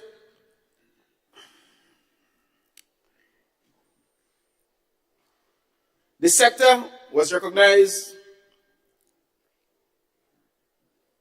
as I said, over a decade ago. And in 2009, ECTEL commenced a series of extensive and in-depth public consultation. Public consultation, a very long time ago. And when we talk about public consultation, we're talking about public consultation through the OECS. And I think it's well recorded in the explanatory notes that has been provided to this House. And my good friend, leader of the opposition in the Senate, Senator Nolan Cox, as former minister, I think this was under your portfolio, you will be able to enlighten this House as to the level of consultation that took place throughout the OECS.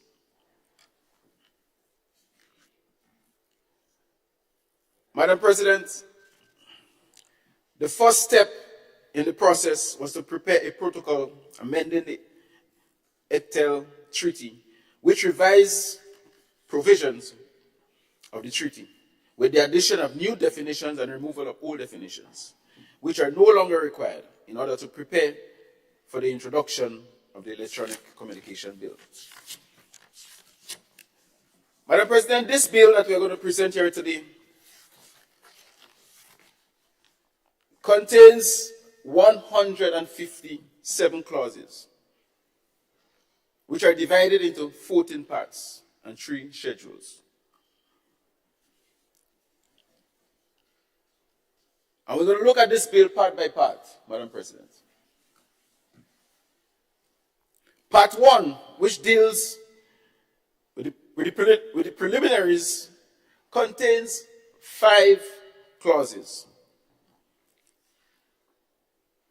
And this part, Madam President, is the part that deals with the definitions that were not included previously.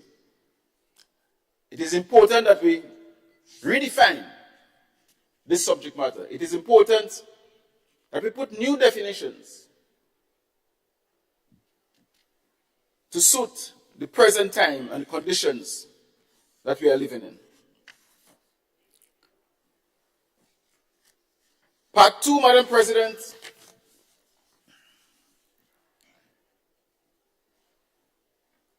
outline the duties and powers of the minister. And therefore, it gives the minister the authority to make regulations. Very, very important. And those are parts, Madam President, that becomes essential if we are to move forward with this bill and this very important sector. As it relates to Part 3, which contains 23 clauses,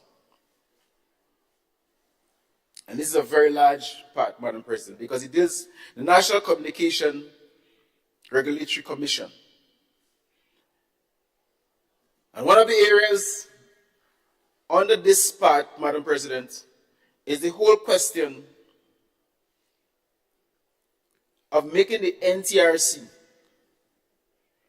the National Telecommunication Regulatory Commission, a corporate body. Meaning, it has the authority to make contracts. It has the authority to be sued and be sued, to sue and be sued in their own name. It It is a statutory body that can stand on its own. That is the direction we want to go, Madam President. Madam President,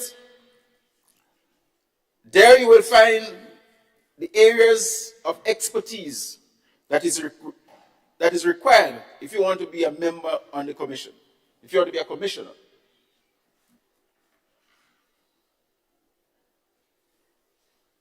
So you will see that there are certain background that they are looking for: knowledge of competition, project management, business administration, regulatory experiences. It's no longer a situation where your friend could sit as a commissioner, or inappropriate people, so to speak, may sit as a commissioner. We're looking for expertise, people with knowledge and skills to bring something to the table. This part of the bill, Madam President, also makes an allowance for the use of ad hoc advisory committees by the Commission. It also outlines the grounds, if necessary, for the dismissal of commissioners. It calls for the issue of protection as it relates to secrecy and confidentiality.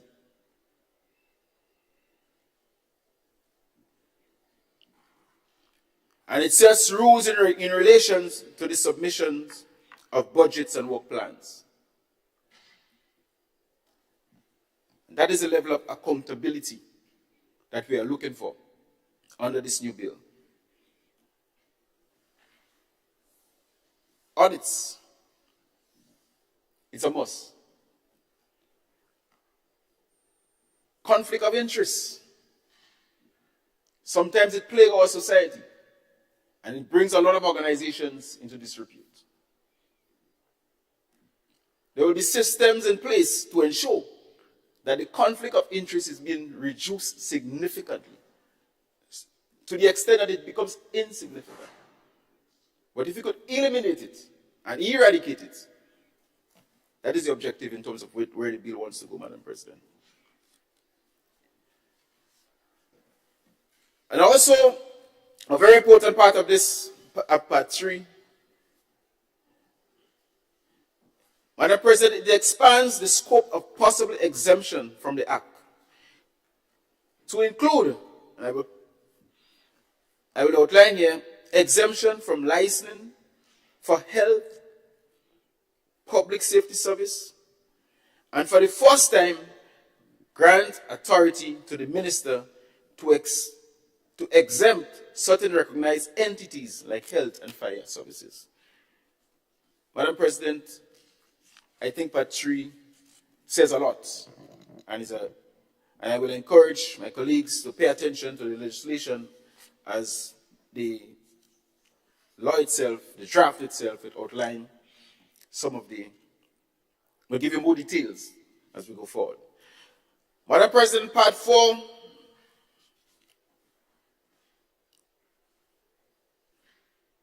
contains 34 clauses.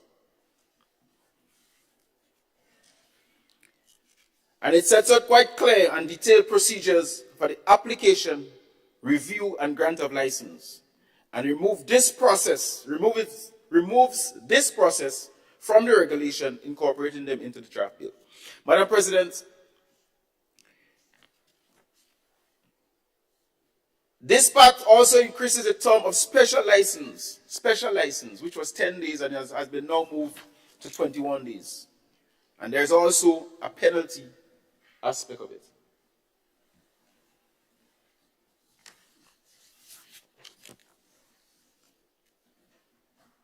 Part 5, Madam President, contains clauses 66 to 68. And here, Madam President, it sets out new provisions and procedures to deal with the change of control and ownership of license and frequency authorizations.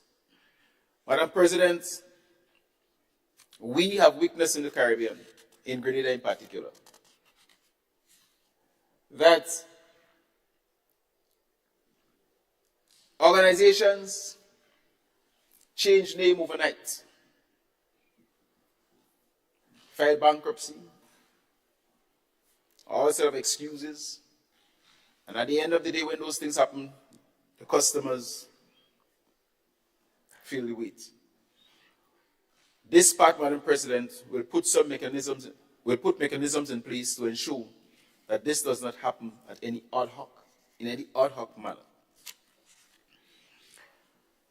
Part 6, Madam President, contains clauses 69 to 86.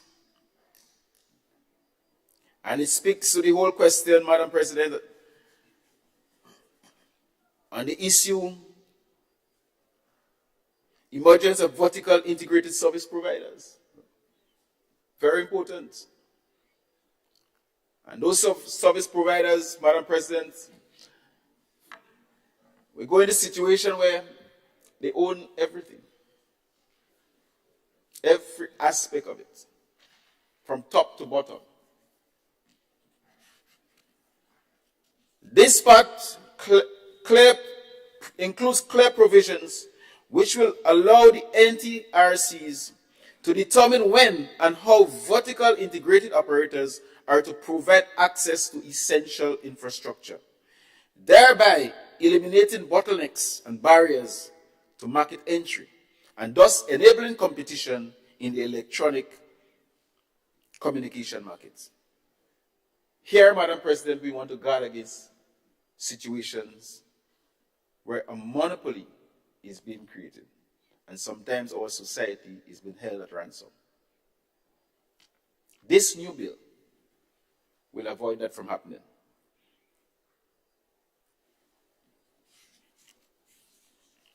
At the end of the day, consumers will be happy. Consumers will be protected, and the consumers will feel confident that if the market is open up and there is no monopoly, we get more businesses coming on stream, we may get better offers. I remember signing up in the early days to Grantel. And then Grantel, I'm sure that some of the owners of Flow today might still have relationship.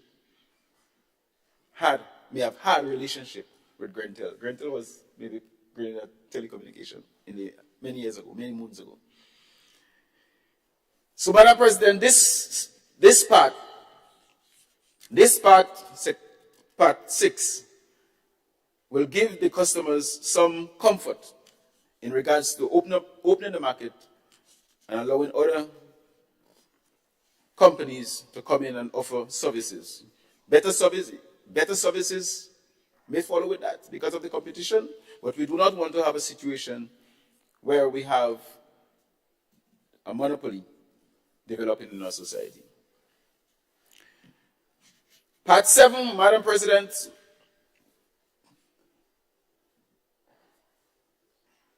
deals with the registration and approval, and it addresses the country code level domain and type of approvals.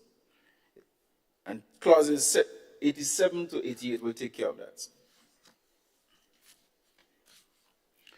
Part 8, which contains clauses 89 to 96, addresses the regulations of competition under this part. New provisions will allow the NTRC to address concerns raised by market consolidation and the rise of service providers with significant market power.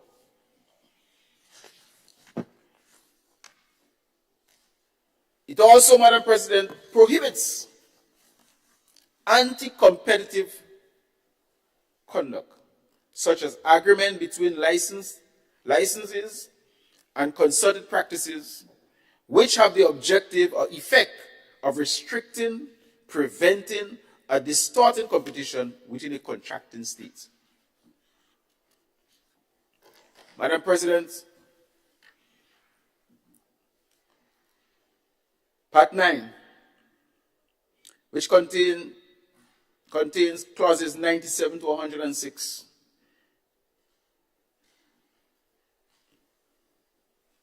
addresses the question of universal services and access under this part and extends the definition of universal service to universal service and access and allows the USAF to be used to provide access devices and other auxiliary services in support of universal service.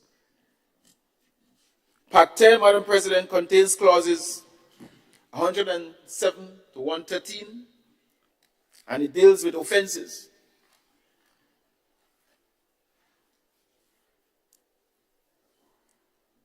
And it says, Madam President, these offenses were present in the Telecommunication Act then, but did not have penalties attached. So in other words, the law did not have teeth. Presently, Madam President, the connection of equipment onto a telecommunication network now carries a penalty of a fine not exceeding $10,000 or 2 years in prison.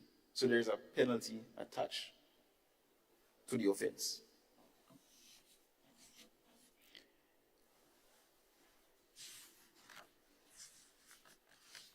Clause 11 deals with investigation, and this will be contained in clauses 114 to 117. And then we have part 12, which deals with dispute resolutions. Clauses 118 to 128 outlines it quite clearly. But Madam President, clauses 129 to 145, which are contained in part 13, deals with the tribunal, which is a very important aspect of this new piece of legislation. It calls for the establishment of a tribunal, and this is new under the bill, and serves to separate the regulatory function from the adjudicative function. This creates greater transparency as the Commission no longer investigates and adjudicates. Some level of transparency, Madam President.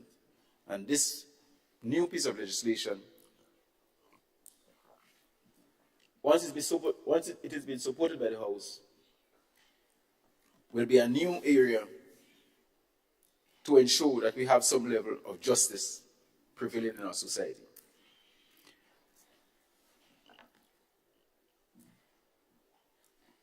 Part 14, Madam President, deals with a number of issues as contained in clauses 145 to 157, the final part of it, Madam President. And there are several issues here which it outlines, including fees payable by service providers, inspection of records held by the NTRC, the right to appeal to the High Court, to repeal and savings conditions, transitional provision, and the regulation power by the minister, among other things. Madam President, this part also repeals the Telecommunication Act, Cap 315, and establishes the deadline by which every person who is subject to the improved regulatory framework must comply within 12 months of the regulation entering into force. Madam President, this is the bill in summary, and I now commend the House.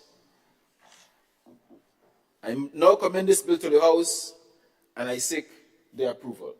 I thank you.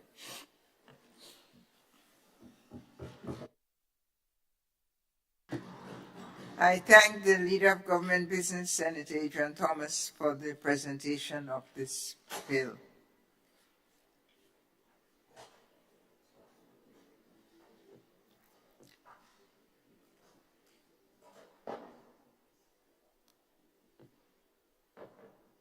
Honourable members, the question proposed is that the bill be read a second time.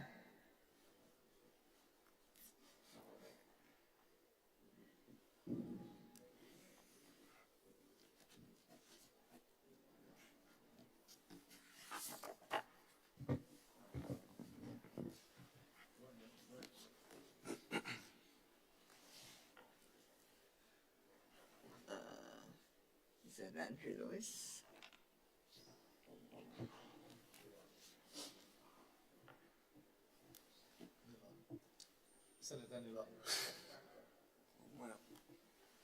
Senator Neelan Franklin, you have the floor, Senator. Thank you very much, Madam President. Madam President, I rise to share briefly on the bill before this Honorable House. It is well understood, Madam President, especially from an economic perspective, that monopolies are not good for any society or any economy. And as we have seen in Grenada, strides were made in the past to ensure liberalization of various markets and industries. So, and in the context of the bill, we zero in on the telecommunication or the electronic communication industry or market.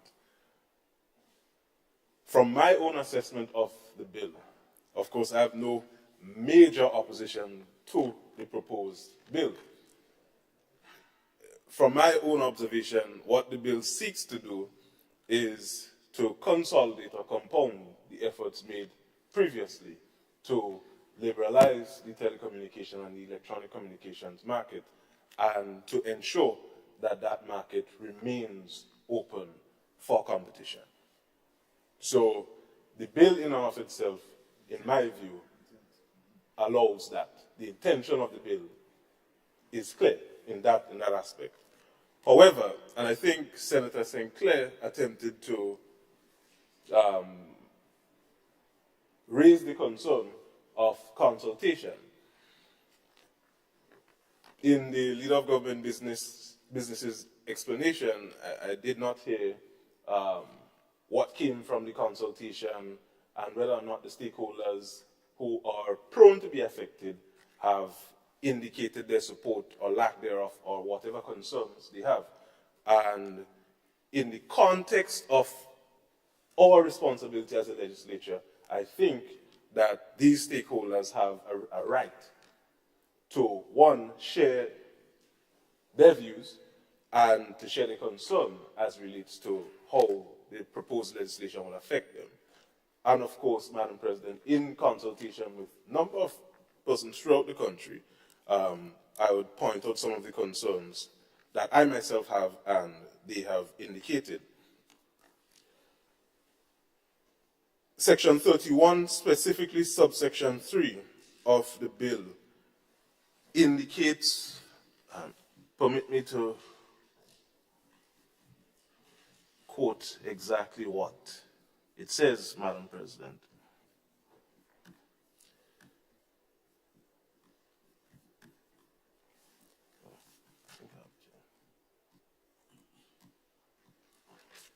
A person who contravenes subsections 1 or 2 commits an offense and is liable on conviction on indictment to a fine of $1 million or to imprisonment of 10 years or both.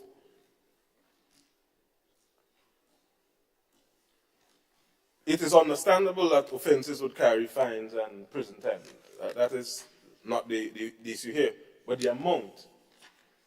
Of course, Madam President, we are a small economy, and the countries within the ambit of ECTEL are relatively small countries, or small, possessing small economies.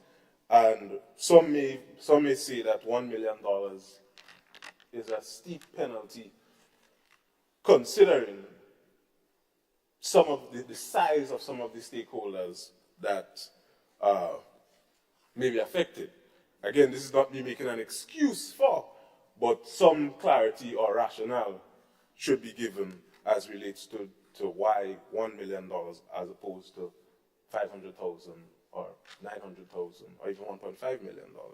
But of course, Madam President, in the context of Section 2, specifically the definition of the electronic communication,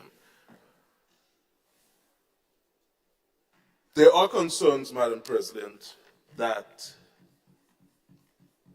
some operators some stakeholders specifically, especially in the media fraternity, they have concerns as relates to how they may be affected as relates to the proposed bill. And permit me to read the definition of electronic communications. And it says, it means a type of transmission, emission, or reception, and where applicable, switching or routing of voice, data, text, sound, audio, video, animation, visual images, moving images, pictures, pulses, signals, or other information, or a combination of the information on the subparagraph I. Of course, we live in an age where information is transmitted, published, disseminated via social media and so on. And of course, the people who engage in that type of business have concerns as relates to whether or not they may be affected or whether or not their operations may be criminalized as a result of them not having a license as prescribed in the bill to operate.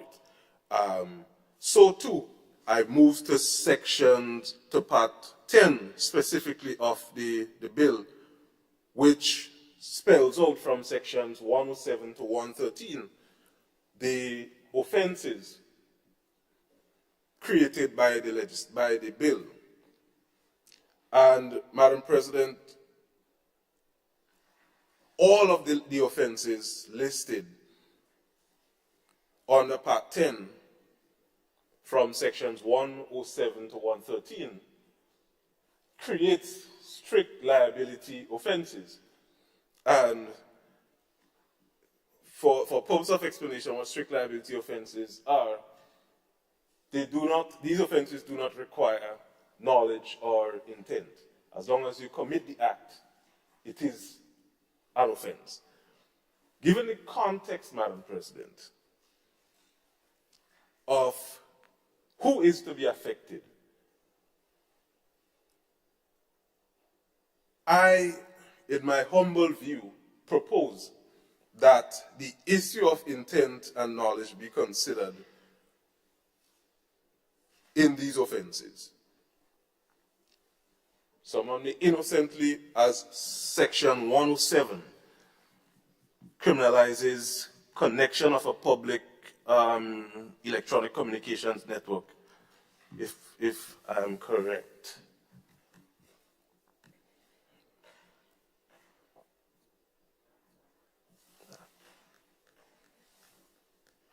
And I want to reference it specifically, Madam President, and read it so that the citizens listening and viewing who may not have a copy of the bill may know exactly what we are discussing. And right, connection of equipment. A person shall not connect any equipment to a public electronic communications network without the written approval of the Commission. Subsection 2 says, before giving approval under subsection 1, the Commission shall take into account the recommendation of ECTEL relating to the equipment. And subsection 3 sets out the penal clause. A person who contravenes subsection 1 commits an offense and is liable on summary conviction of a fine of $10,000 or to imprisonment for a term of 2 years or to both.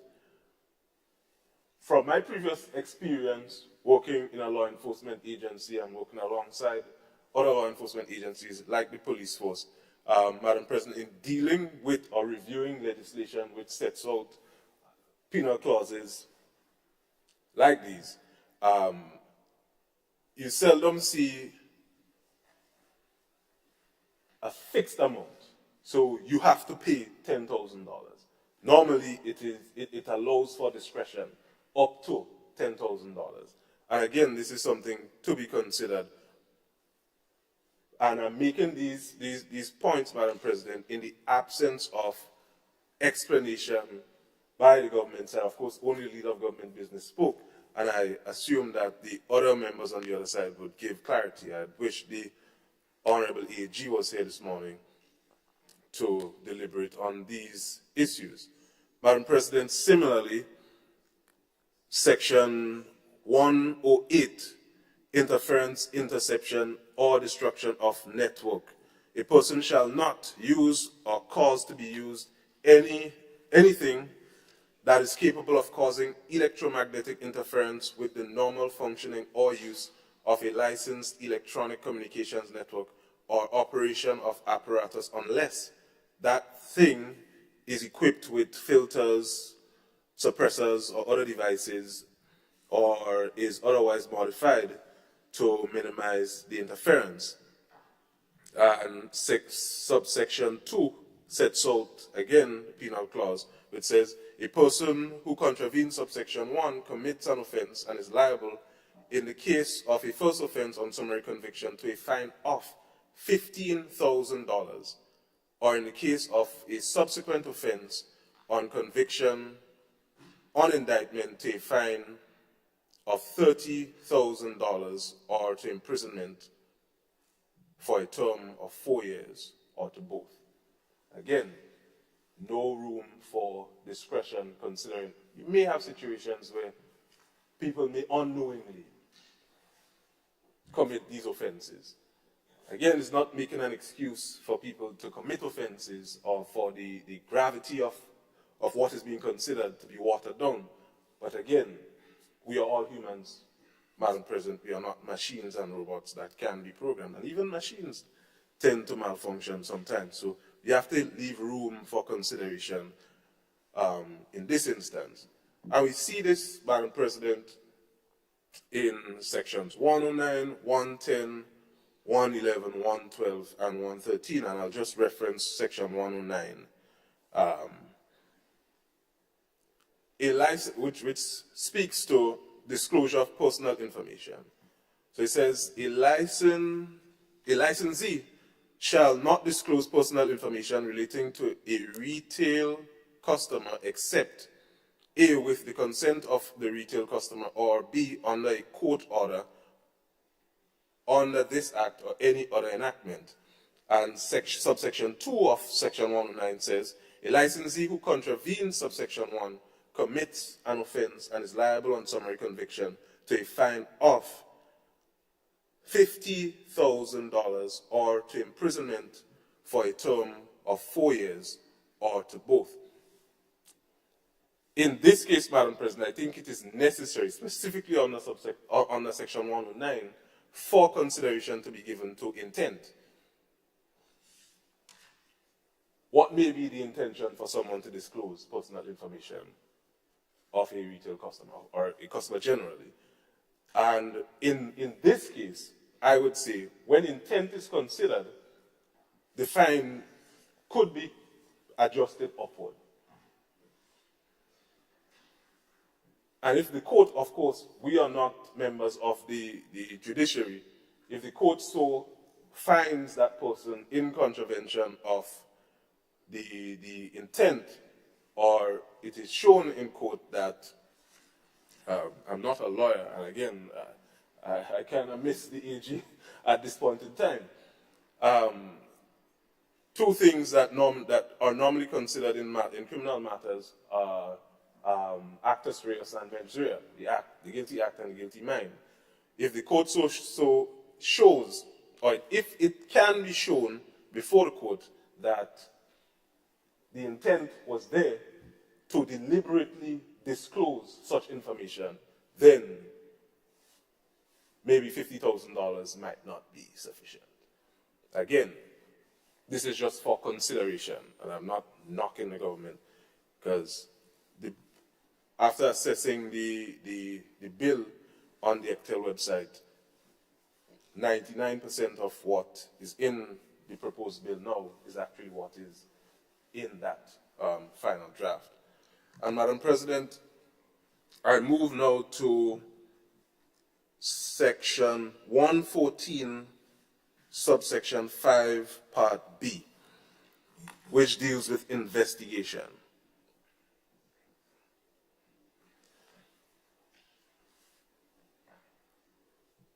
So the subsection 5 of the bill says,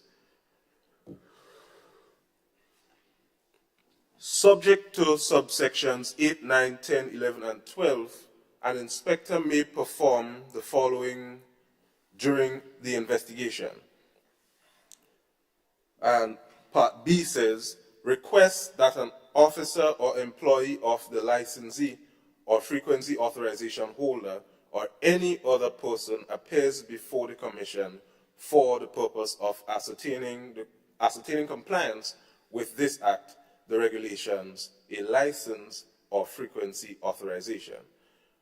My concern specifically here, Madam President, is the words or any other person.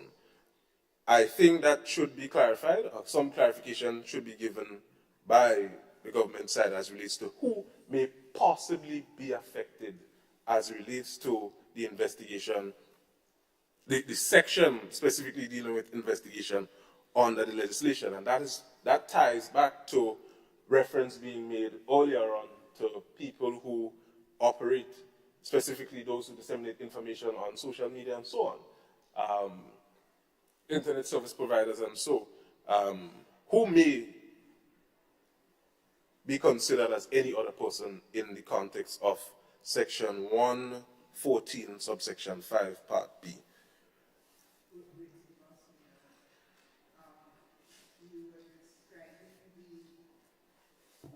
Thank you. You are describing the investigation section, which is section, part 12, isn't it? Sections Part 1, 11, 18.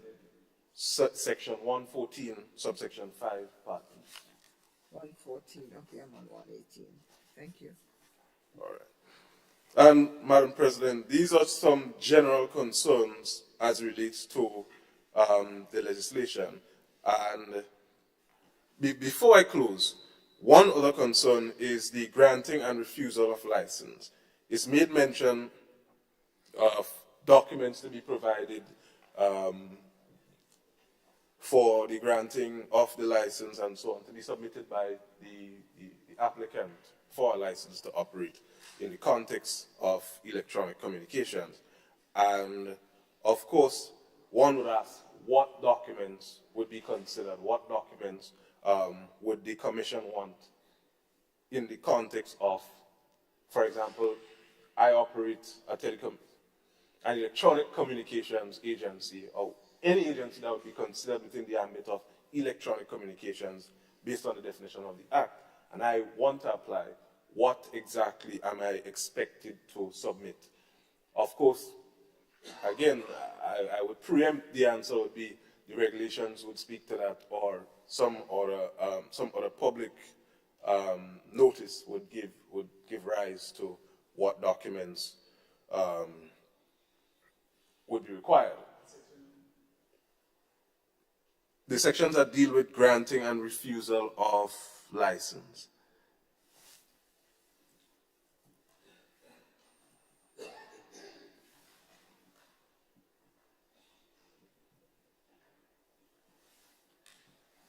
If my memory serves right, section 39.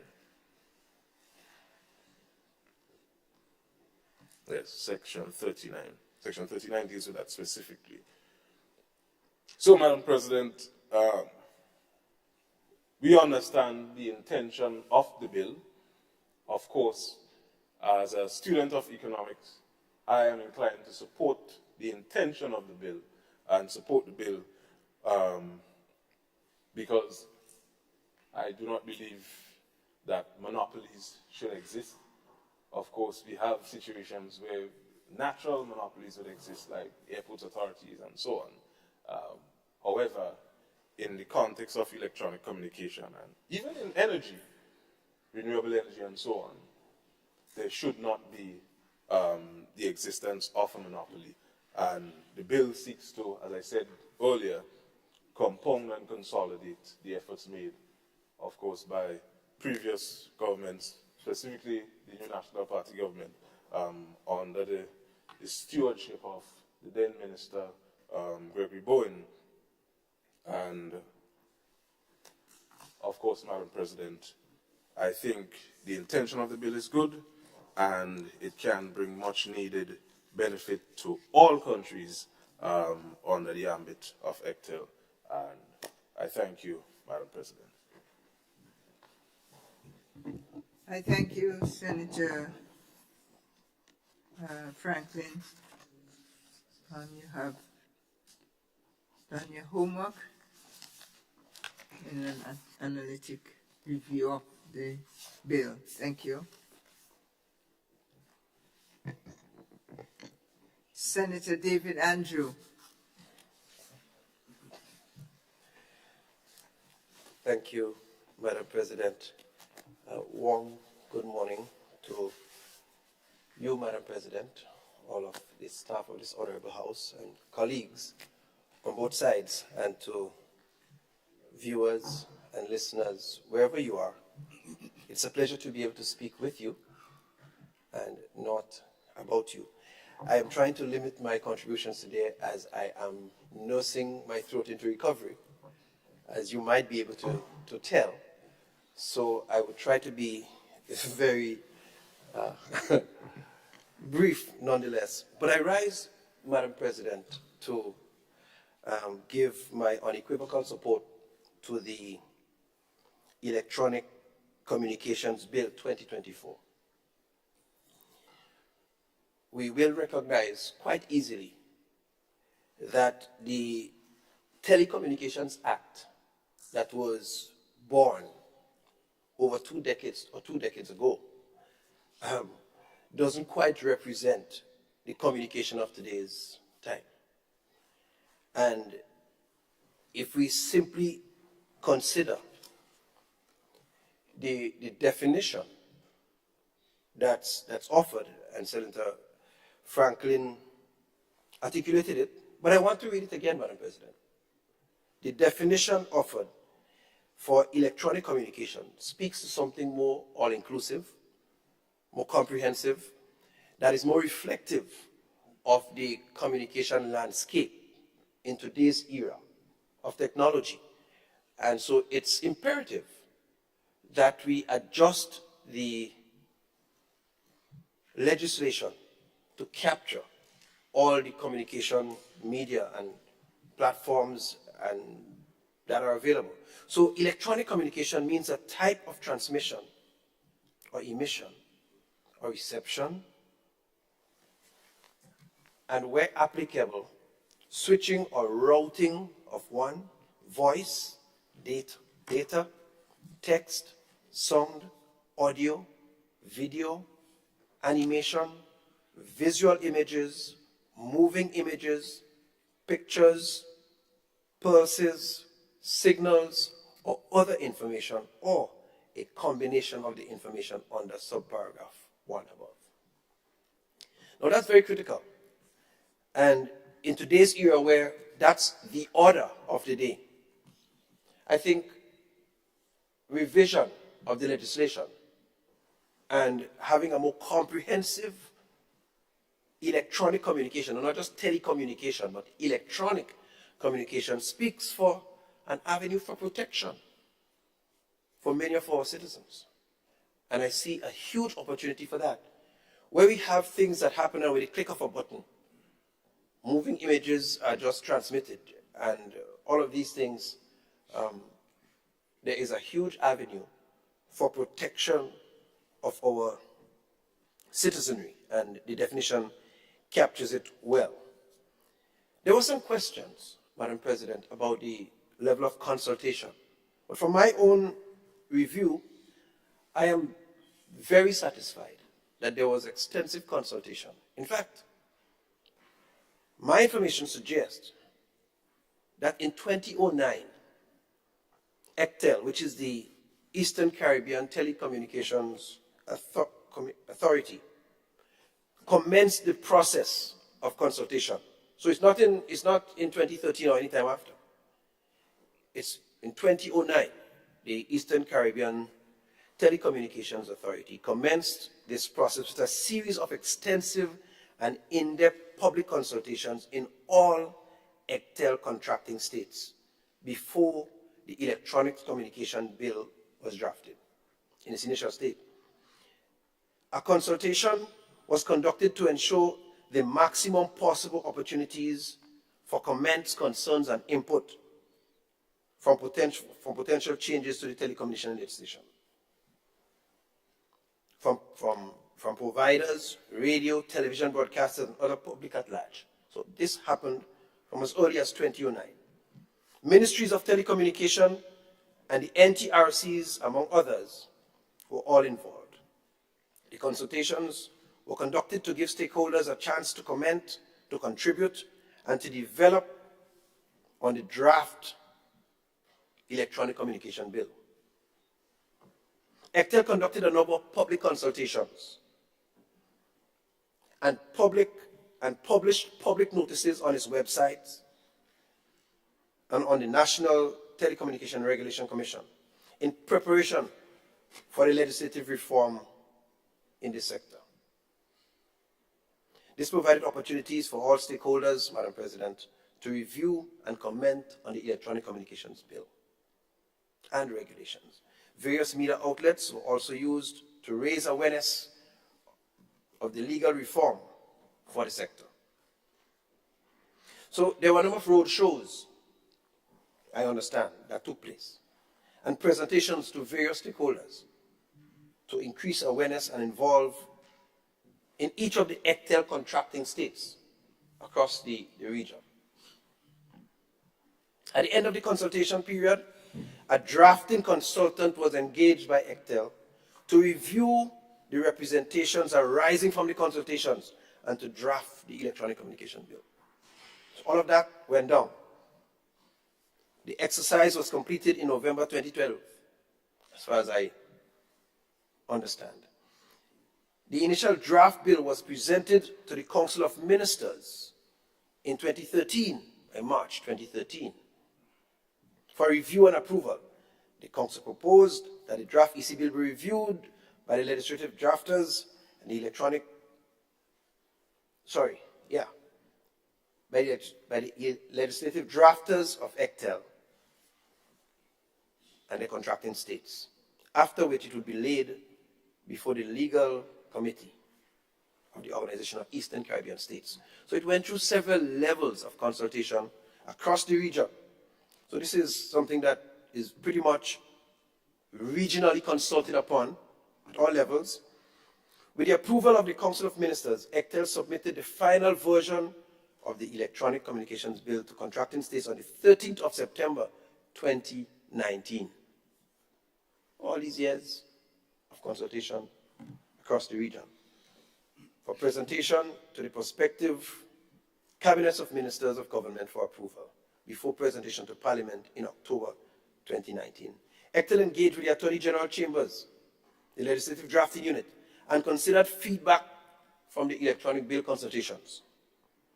This feedback, we learned, provided and assisted the revision and the inclusion of Clause 157 in the bill, which speaks to transitioning.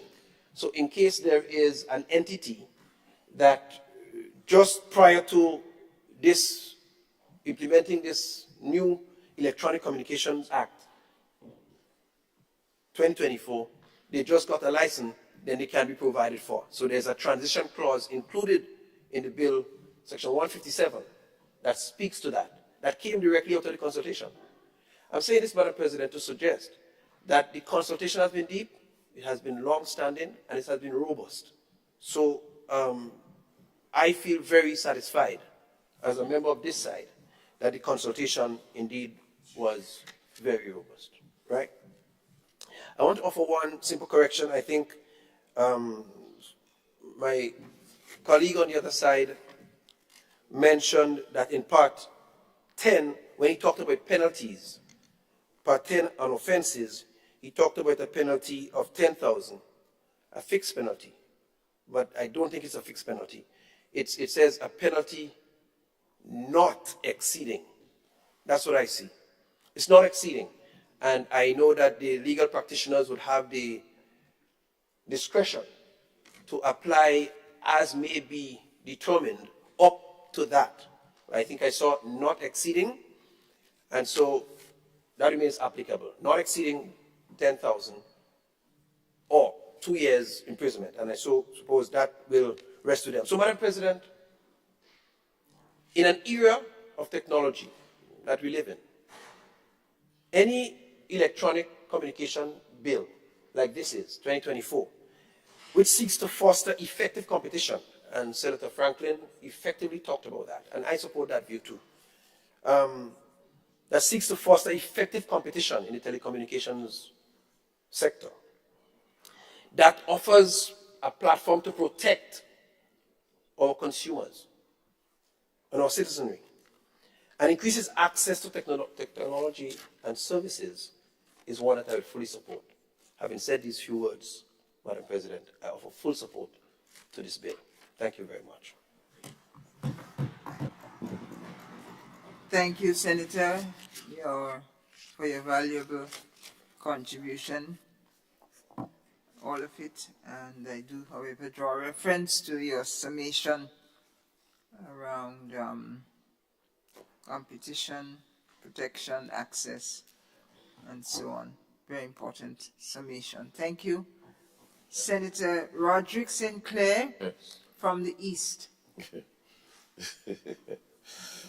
I would like to meet the one from the West.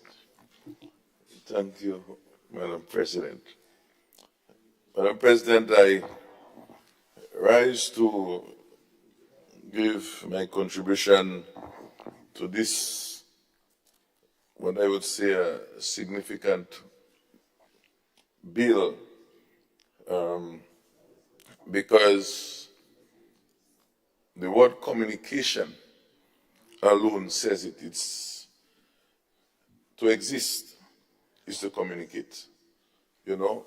And even if, and there are many different types of communication, we know. And we know about the telecommunication, speak to people all over the world, do businesses and so on. And of course, as time has changed, it's more than telecommunication. It's everything is digital, you know. It's interesting that we didn't say digital communication, and we only said electronic communication. But I know my good friend of labor, who have many years in that sector, also may teach me that difference in terminology. Madam President, I want to first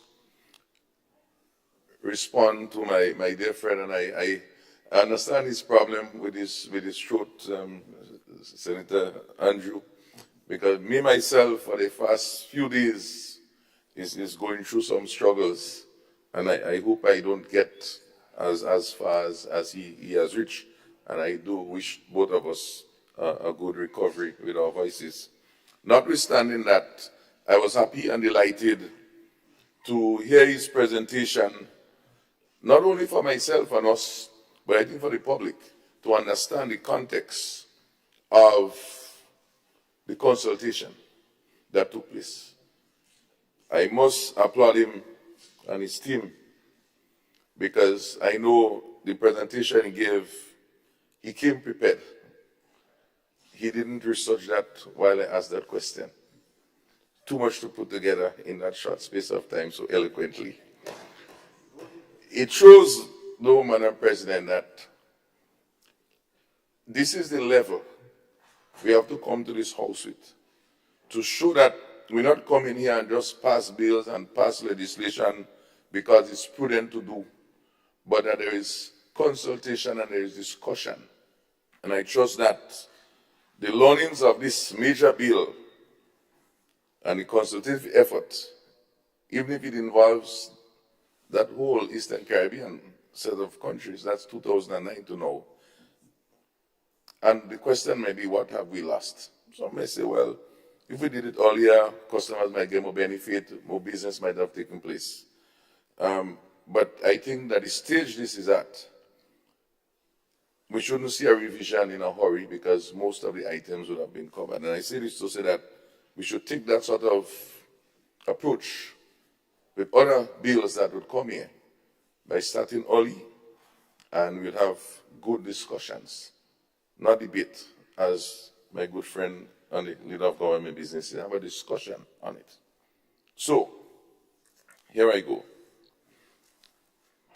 It's good to see that, because for a lot of persons, first time they hear about this NTRC. I myself sometimes is confused. I interact with NTRC a few times, and they are more like a sort of regulatory group of persons and in this secrecy club doing something with regulations. Having them become a body corporate, I think, gives them a lot of more latitude, more independence, more stature, more accountability, and better governance, falling in line. And so this is commendable in terms of an approach, because what we have to recognize, Madam President, as the OECS, right, Eastern Caribbean, our money, our EC dollar, is a very strong dollar because of the whole governance and the collaboration among our countries. We might be small, we might be limited in other ways, but I think that we are smart in that way. And if you look at the other type of collaboration that is done, and this one is one of those, where we come together as a region and do things like that, a sub-region, then we'll make great progress. And this here is one example to show what is happening. So I just wanted to share this in light. So a major service, digital communication, electronic communication, that affects all of us, particularly in the sub-region, should be better. So we're speaking about managing the rates, and I will go into those things, managing the whole issue of competition. So among ourselves, we can better plan, we can better organize ourselves as a subgroup, versus Grenada alone doing its own thing in the space of the whole world. So I think we should be happy that we have that cohesiveness among ourselves as we face the world in a lot of areas. As we see in this bill, the whole issue of companies being in different countries, whether it's in St. Vincent or St. Lucia and Grenada, and trying to do cross-investment and to the detriment of business, to the detriment of consumers. I see this as a good thing. So I want to speak in terms of that. The governance and so on is good. It's normal commissioner, we use big names, but basically I interpret this to be basically a board of directors. We call them commissioners, but it's a high level. I guess they may have a bigger podium or money that they would get as a board. But basically it's a board, right? And so on, the qualifications as the leader of government business mentioned, and of course the bill mentioned, electronics, law, accounting, etc. These are standard practices. So this is good to have them well equipped. A very important component, Madam President, and the first time I've seen this in a bill for the body corporates. I'm not too sure if this might be something that needs to be flagged as future learning, and I'm not too sure why it was included in that way. It was something specifically to deal with audit, right?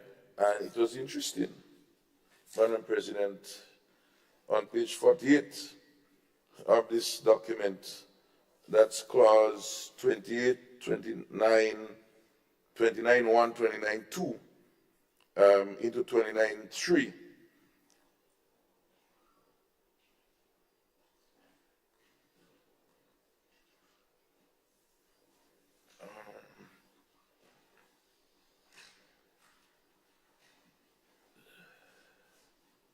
Just one sec.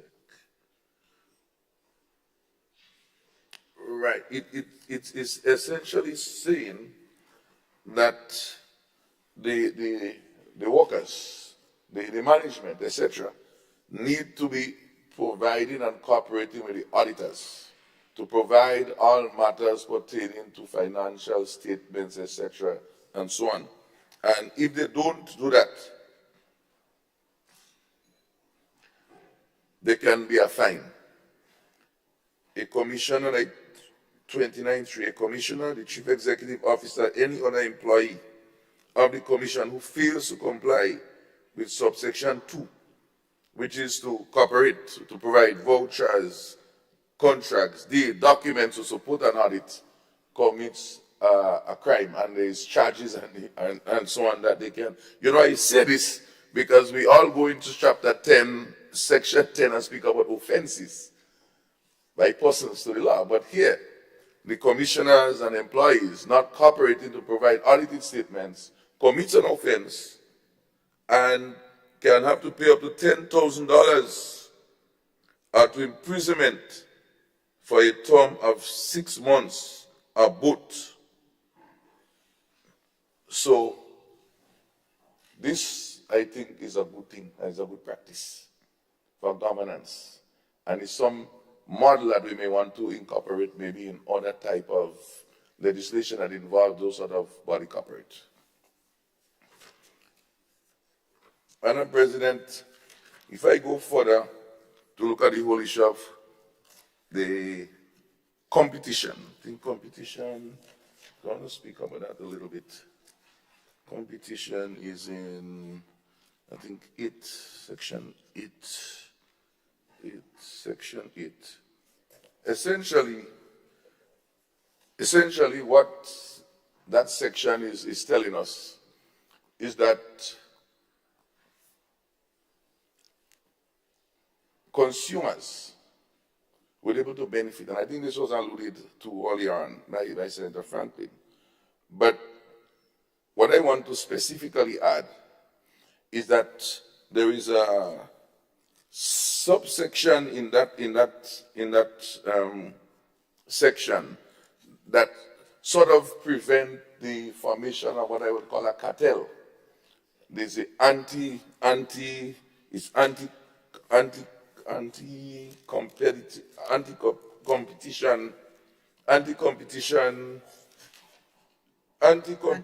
business conduct, page 105, section 90, 1, 2, in that section. And I think that is good, because we could speak out competition in an open market, but if we're not careful, you could have collusion, and you could have a cartel being developed, and there are penalties and charges and so on that can be dealt with in this matter. I think though, and maybe I didn't pick it up because I don't have the LLB or LLC, whatever, behind my name. But we also have to think about, not about the big businesses, the big corporations, but what's about when the big corporations, Madam President, create subsidiaries to do certain type of business in the sector. Not necessarily vertically integrating as one company, but so for example, if I'm in the telecom business and I provide in different services, but I create a subsidiary and I start selling telephones. So, and I start offering good rates. How do we treat that in the whole environment of competition? I'm not too sure. Maybe at implementing stage that might be done, but we have to be careful about that, because big companies, some of them, what they do, that they create a subsidiary or they break off an arm, and so they become in the competitive space now. And when you think that you're managing the competition, you really have the competition managing you instead. So that is the point I wanted to raise there, but I think this is important. But interesting, Madam President, the premise for the issue of competition. Whilst competition will drive things and make things better for the consumers according to economic, and always remember the word theory. And theory is funny because in theory, we have to look at what happens in practice. The theory it has to be proven, not just so laws is perfect when you look at the science. When you say there's a law, Boy's law is a law. Theory is something to be still tested. And so this economic theory about competition, what is it trying to solve? It's trying to solve monopoly. And so I say this to say that, to take a word from my dear friend, the leader of government business, he said monopoly will be created in a society. People must not be held at ransom. I think that is what I heard. Consumers will be happier. They'll be protected. So I ask myself why this is going on. Well, we within the agriculture sector, Madam President, want to be happy. We want to feel protected. The feed prices at the monopoly level, animal feed, we need to take the same treatment and have a discussion about that. And you may say, well, how I end up there? I end up there, Madam President, because when you look at the beginning of this document, it speaks to the well-known, famous Treaty of Chaguaramas, which persons before me, such as the Senator Clouden, have agitated so forcefully, is a basis on which we can rely on to address this whole issue of competition and monopoly as it relates to feed for our farmers. So that is the linkages. And so what we're saying here is that what is good for the goose is also good for the gander. But if I keep on that same premise, Madam President, of what is good for the goose and what is good for the gander, just in passing, I heard my dear friend Senator Andrew speak about over 20 years the telecommunication bill has been around. And you know, we need to change, we need to improve it, we need to things modernize. And I'm not too sure because maybe agriculture is not modernized to the level that we want it to be.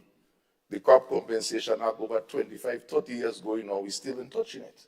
Maybe we need to call it the digital crop compensation system, and then we may see some change tomorrow morning. I'm saying this to say, Madam President, is the spirit, the principle, and the model. 2009, we consulting on this bill. After 25 years, we didn't even start to consult on the crop compensation. The fact is, at least it was started 2009, and we are here today. They say, Madam President, I think they say the longest mile, to walk a longest mile, start with a foot. Start with a footstep. And all I'm calling for in this space of this discussion is for us to translate the same footstep for our farmers. Madam President, the issue of consumer protection, I understand it's a new section in the bill, and this is very welcome because a lot of persons, particularly if you speak to the mobile phone operators, consumers, we know we have a very high rate of almost 2 phones to 1. We have like 100 and something thousand cell phones, numbers I recorded for Grenada. So we need to be protected in a lot of ways. Not just about our prices and our bandwidth and all this net neutrality and all of those things, but the whole issue of security. You know, my cell phone could be here right now without doing anything to it, and someone could be hacking into it. That is where the technology is. So how am I also going to be protected in this space? Of course, we could speak about the data protection and the cyber security, etc. But there might be opportunity, if it's not clearly stated here, that these providers and operators in that space ensure that enough protection is there. Look at what has happened to us for the last month. Some persons couldn't access their salaries for weeks using a certain local financial institution because hacking in the system. And so, whilst they may have their own infrastructure, the question may ask, are our service providers robust enough to stop the entrance from senses that coming in that pipe, that wire that is going undersea, that is connecting to this country? This is where I chose that the new commissions we start looking at in the next phase of protection. So, with all of this said, we want to encourage the model, encourage it to be translated to other farms. We will support this. Thousands of farmers, thousands of Grenadians is awaiting this. The electronic communication is an important tool for doing the business. We can use it in extension, we can use it for marketing businesses, etc. And we are saying, come with it quickly. And I say come with it quickly, Madam President, because my closing statement is, and I'm subject to correction, that the hurricane season is just around the corner, in June, thereabout. And we would have sit down and lamented and discussed sometime around June, July last year, the NADMA bill. And to my understanding up to recently, I'm not too sure if that was gazetted and in effect as yet. So I say this to say, let us act and ensure that the follow-up takes place on this matter soonest, so we can get the benefits it's been alluded to have. Thank you. Thank you, Senator Sinclair. Thank you for making all your linkages of transferability of the basic principles into the agricultural sector. I'll try. Senator Andre Lewis, Labour, you have the floor, sir. Thank you very much, Madam President. And I just want to start off on the aspect of consultation and the robust defense by the government side in keeping with the spirit and consultation of the current opposition that were done from 2009, 13, 14, 15, 16. And, you know, when I heard it in the other place, I say, you know, our politics is really nice. Because here's a common need, here's a need for common defense, right? Because it is a regional, you know, what we are doing here is ticking the boxes. This is not Grenada specific, as we all know. The Ectel, telecommunications, etc. And therefore, because we have to fulfill those obligations, and because on these amendments, there may not have been that outreach to the parties that may be impacted or other stakeholders in the community, it was necessary for both sides. My dear friend here, Senator Cox, and my dear colleagues on the other side, led by the leader of government business, to find common grounds, right? To praise each other for the in-depth consultation that have taken place. It is not, we all have common grounds. Madam President, through you, there's just one matter I just wish to highlight. It may be minimal, and then I'll just do some overarching issues here. When we look at clause 30, 29, and 30, I am wondering if there is a potential for a little confusion or possibly conflict coming to Parliament, and I'll tell you why. Clause 29, I will read the last sentence in by virtue of clause 29. I'm doing the explanatory notes. The last sentence says, that's page 5. That's page 5 of the bill. The last sentence in the paragraph says, the auditor's report is to be submitted to the Commission as soon as is practicable, and in any event not later than 4 months after the end of the financial year, and that's good. If we go to clause 30 now, It says it provides that the commission is required, it says that it provides that the commission is required to submit an annual report together with the auditor's report to ECTEL and to the Minister for transmission to the Parliament not later than 4 months after the end of each financial year. The paragraph above gives an extension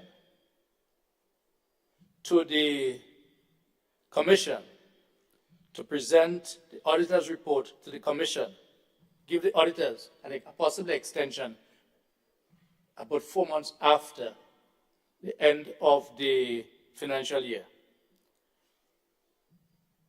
And 30 is still asking for this to be presented to Parliament within 4 months. Now the question would arise, if in clause 29, the avenue for the 4 months extension is utilized, it therefore means that a provision to come to Parliament within 4 months becomes impracticable. And I just thought I should just flag that, just as an observation. In relation to the bill itself and the observation, I wish to address the human aspect. I hear the aspect of competition, the aspect of cutting costs to consumers, and that's fine, because many years ago we had these battles with the then administration. And I'm addressing now in terms of business, because many business puts profit before people. And in the case of our telecommunication giants, before the advent of Digicel,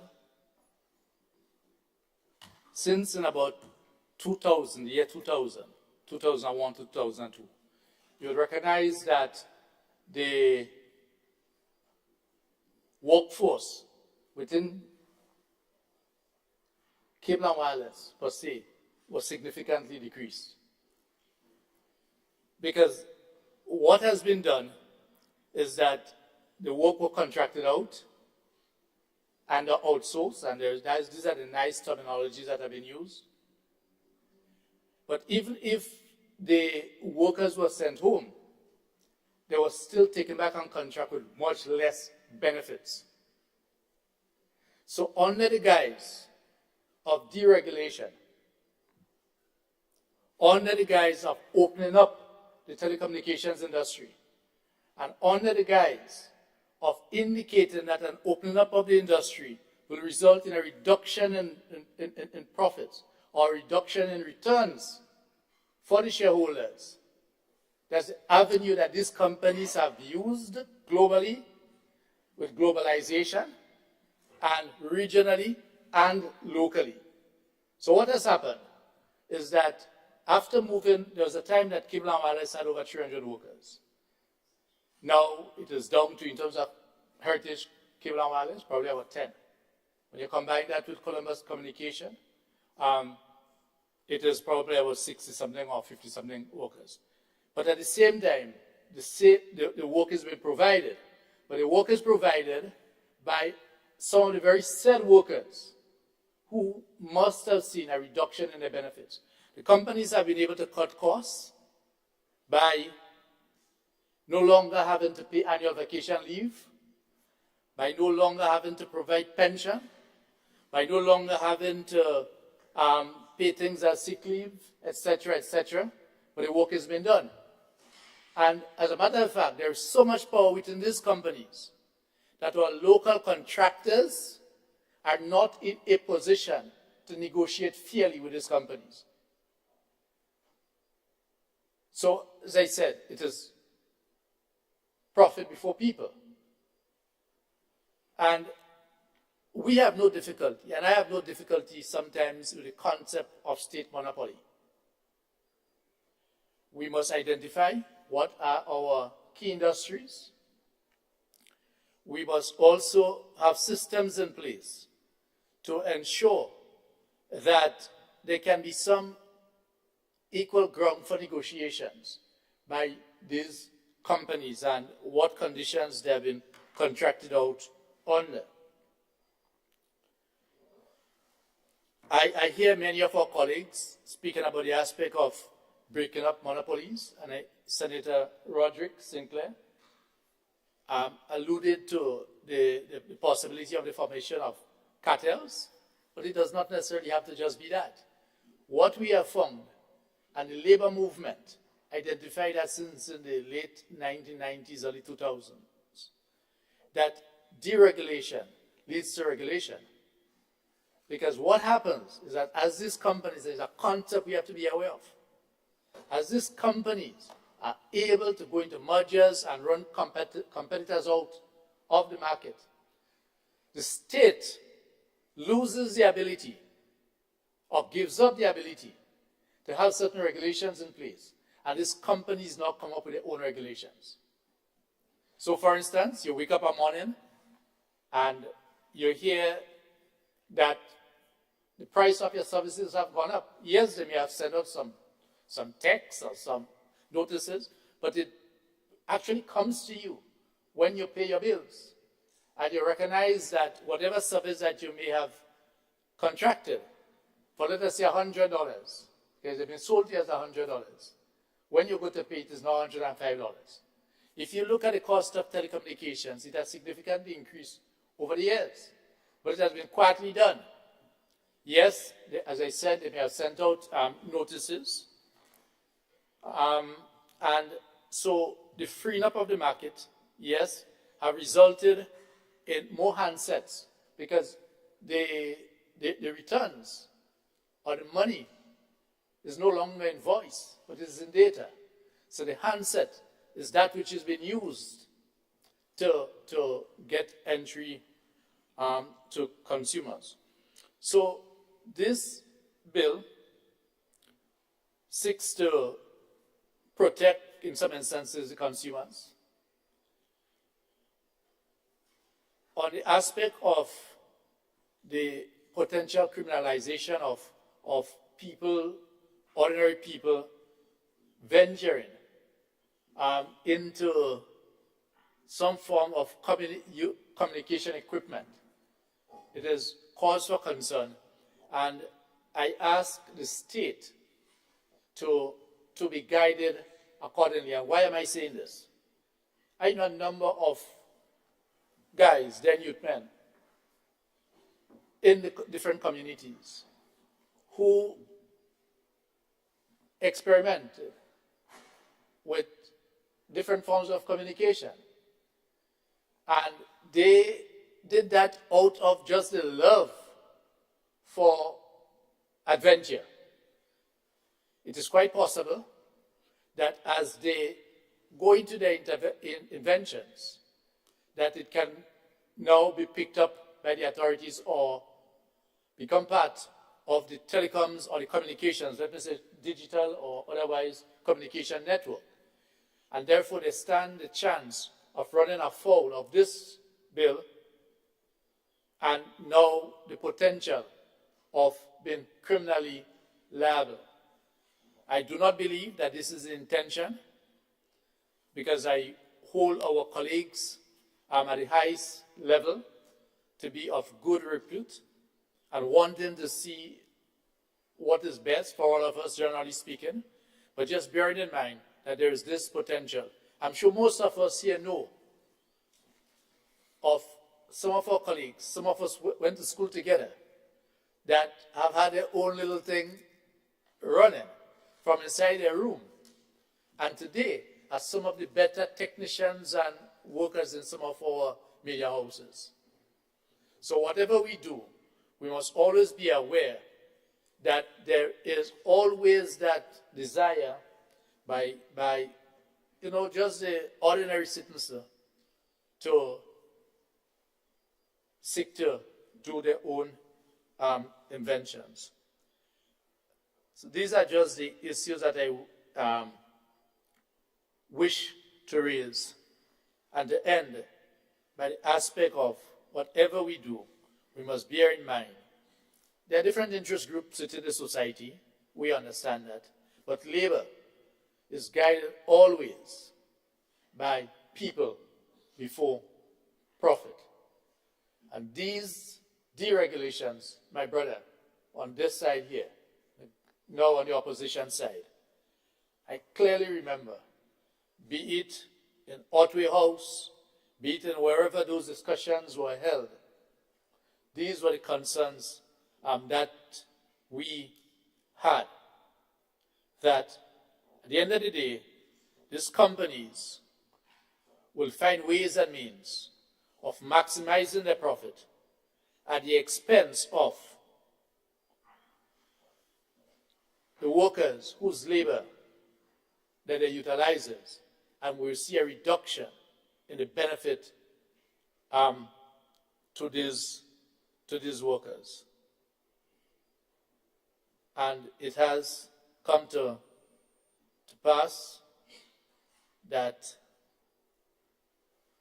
because as we see the expansion of these companies, and I know in our part of the world, in our neck of the woods, we are small players. As a matter of fact, quite a number of these companies, their operating budget is much larger. These are companies than our national budget. And I know many times on what they call corporate social responsibility, they do certain public ventures, right, as a means of trying to project their quote-unquote good intention. But it is our duty as a state to look after the interests of our citizens and to ensure that we do as much as is possible in this complex world where companies are larger than us and companies can use their influence to determine whether or not some of the donor agencies and whether or not some of our traditional partners will give us grants or concessionary loans, be the IMF or the WTO or the World Bank, because they're interconnected, eh? Okay, it's part of globalization, it's part of trying to make it easier for these global companies to enter our markets. Because, and that's what part of this bill is, that's why it's regional, right? To enter our markets where they can have common footprints so that you may not have a Venezuela, you may not have a Cuba standing up and saying in national interest, we stand on our own. But that is another discussion. That in 1983, there's a bit of history, if my memory serves me right and my research is correct, the PIG had sourced equipment from out of the then GDR to set up its own telecommunication system. Because in those days, cable and wireless control the international market. So you may not necessarily run them out because the PIG was not about running companies, but providing alternatives from the government and in the interest of the people. So there are possibilities if we are with it. Thank you very much. I thank Senator Andre Lewis for raising the specter of national interest through guidance of corporate institutions who operate here. Any other? Senator Nolan Cox, you have the floor, sir. Thank you very much, Madam President. Madam President, I just want to touch on a few matters regarding the bill before us. Just for clarity, Madam President, it is clear that this is a harmonized legislation, and sometimes we are often, I don't want to use the word force, but sometimes we are often guided to just follow suit. But from my recollection, individual countries do have an opportunity and a responsibility to treat with certain aspects of those legislations if there is a difference in philosophy or a particular issue that may be different in the respective country or so. So it doesn't, not all the time we will go down that road. So I think it's important that every member who have raised concerns in some of those respective clauses or sections of the bill before us, I think the government side should take some records of it and to verify whether or not it is substantive enough to go forward, to make some intervention to say, look, Grenada don't like this, and we prefer, we have it this way. That is how we want it. In respect to, based on our policies or recommendations, but at the same time, once it doesn't interfere with the substantive nature of the bill and what it seeks to achieve. In terms of consultation, I did have had an opportunity, Madam President, to review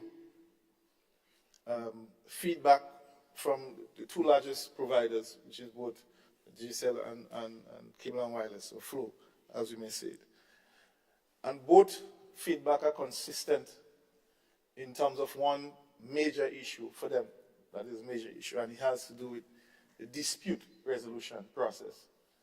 And so I think it's important that we looked at it and spent some time on it, because those are one of the issues. And I think the other issue was related costs in relation to disputes, having legal process to go through, and the time constraint and how that may affect customers. So I think those were some of the key things that were pulled out from their feedback. And in retrospect, in responding to the presenter of the bill, in mentioning the composition of the tribunal, I recall my good colleague Senator indicating that we want to make sure we have appropriate people, and we don't want to have our friends, but sometimes our friends could be very competent too, as well, and suitable enough to perform the role. And the question is, how do you define a friend? What is a friend? I don't know. In the context, if we have a suitable person, a suitable lawyer who is versed in that sector, in telecommunications, I think you'd want to have somebody there as against having a criminal lawyer. So, Madam President, I was just speaking on that, on the backdrop of insinuating that you cannot have your friend performing a role in the tribunal. And so it begs the question, your friend can be professional.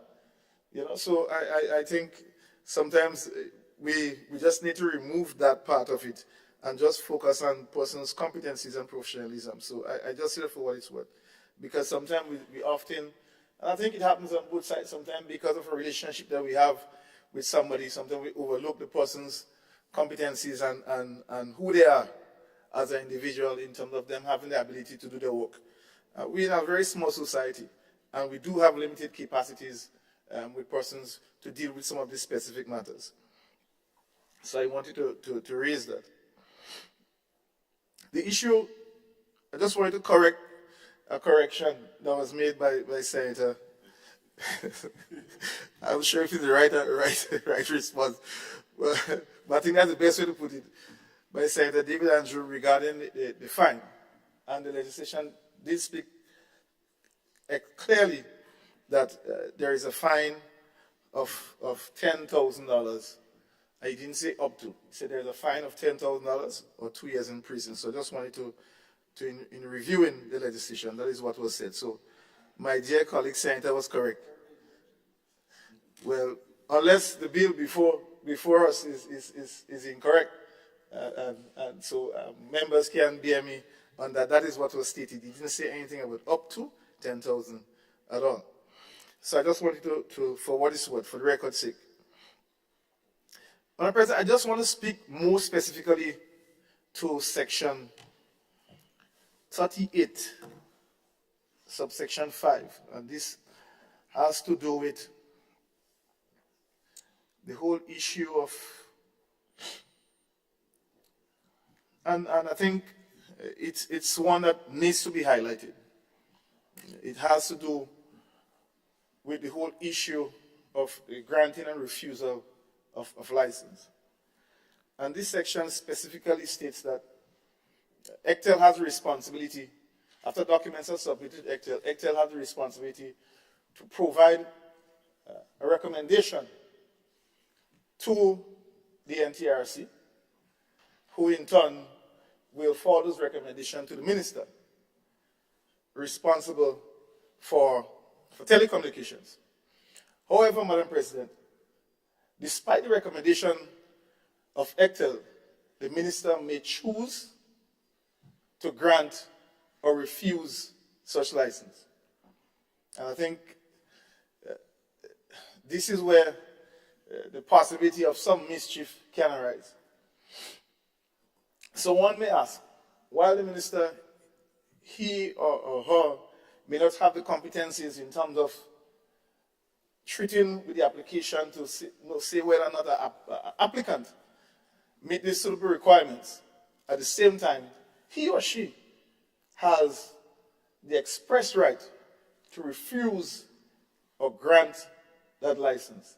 I think that is something that is very present in the legislation, and I think it calls for a little bit of concern, and a bit of mischief can be caused in this regard. While the legislation provides for an appeal, if you are denied, such persons can make an appeal and go to some dialogue or so, and it also provides for time, extended time, or for a request for additional information. It still bears the fact that the last say is the word of the minister. And I think it lends itself possibly, and I'll be fair towards the drafters and the legislation. They may have looked at it in the sense that sometimes even for national security reasons, sometimes while somebody may meet the prerequisite for a license, for other reasons beyond that other person may know, government may not wish to grant such license. But what happens there, because legislation is not clear, maybe that could have been stated there to say if for some reason, for national security reason, give some clear indicators as to how that should be addressed, why one license may be refused. And I think section clause 153 dealt with the whole issue of appeals, but it is still not clear as to the process. What are some of the things that one may be refused, on what grounds, and how the appeals process should go? Because it is clear that it means that a minister can refuse because he probably don't like you, or he figure for some other reason, I'm not granting this person a license. That can happen in this case. And while there might be other reasons why it is crafted this way, we run the risk of the minister, him or her, making a decision for other reasons, other than a licensed persons who may meet the requisite requirements, and who may have gotten a recommendation to be granted a license from ECTEL, but the minister has the final say to refuse such. And I think, for me, I think that is the essence of this particular area of the legislation that bears a little bit of political interference, bears a little bit of personal, and other things may happen, can happen in this regard. We are hoping that is not the case, that doesn't happen. As we say, we want to make sure we have good people presiding over this. But the fact remains that the minister can refuse or grant a license. Sometimes ECTEL may say, no, don't grant. The minister had the right to say, man, I know about it, ECTEL. Go ahead and get your license. And other things may develop. So I think this is a little bit untidy.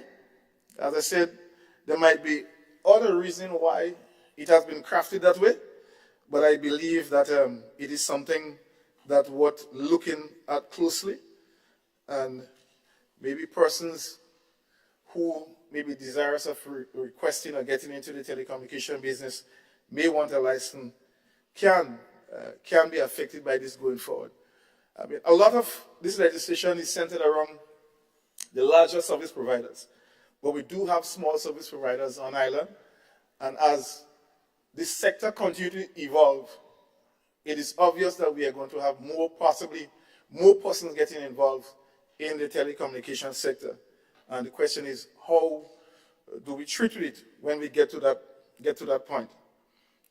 I say this for what it's worth, and sometimes, as I say, it's looking forward. Looking forward. I think if we have a process where, a clear process that you meet requirements, you have 10, 12 things that you're supposed to meet. If you meet those, the question is, why should you be refused a license? Or why somebody can make that final decision separate and apart from you meeting all those requirements? I think that is the little mischief there that I am very concerned about, and I think that is one that we should really look at. I just want to touch on one more thing that my dear colleague, Senator Andrew Lewis mentioned in terms of the concern for people as against profit, and the whole issue of how deregulation plays a role in creating a disadvantage for workers going forward. I believe that it is probably quite possible that deregulation may have contributed to that, but I think the most significant contributor towards companies changing and evolving has a lot to do with more technology than so much regulation. Because technology continues to improve, and as it continues to improve, you find that there is less and less requirement for man force. So that has a critical role also. And maybe the union probably need to work probably closer with the Ministry of Labor in some way, in also looking at trends in terms of getting the current workforce, current workers, or even prospective persons coming in terms of opportunities for them to prepare for the trends that is taking place in the workforce. I think anticipating that, look, we're going to need people in AI, we're going to need people in that area. So I think that is something that our unions probably would have to start evolving to meet what is changing in the marketplace. I think that is something that I would definitely recommend that they look at going forward. I know that there are some traditional things in terms of how the union operate, but I think it's important that the union also look to modernize, to find ways in which to deal with those things as the adjustments are made, find ways to ensure that you protect workers, or as the opportunities change, you're right to take advantage of it. So I just see this for what it's worth. But I think that is something, not only just for this legislation, but for a number of things going forward, even for agriculture. There's a wider discussion in terms of the readiness of our people to treat with the opportunities that is continue to evolve and continue to present ourselves. Some of the sectors are going to continue to grow outside of us, and if we are not prepared for it, we are definitely going to have challenges. And hence the reason why we see, in terms of work permits, it's increasing for various areas. There might be an opportunity for the government to look at the work permit fees, so because the demand for those services are going to remain and increase in some cases. That recommendation, that's off the record. So, Madam President, I just raise this for what it's worth. The other issue in terms of the offenses for persons attaching to or providing communication service without a license, I think that is something which probably we really have not really looked at it, and probably didn't raise it in the context of new and upcoming companies. I think there is an opportunity to maybe look at, maybe in terms of regulations, look at a schedule in terms of maybe the company, the offense, and maybe the size of the company, whether the company has the capacity to pay this $1 million or even to give up 10 years of their life or something like that. So it's something, but I understand the whole issue of wanting to deter persons from broadcasting without a license. I understand that, but I think there's a possibility that might be a whole issue, the disparity in terms of the offense as against the fine. For example, somebody driving without a license it's a high risk. You can take somebody's life, you can damage people's property, but if you look at the offense, it is not $1 million if you get caught without driving a driver's license, you don't get 10 years in prison.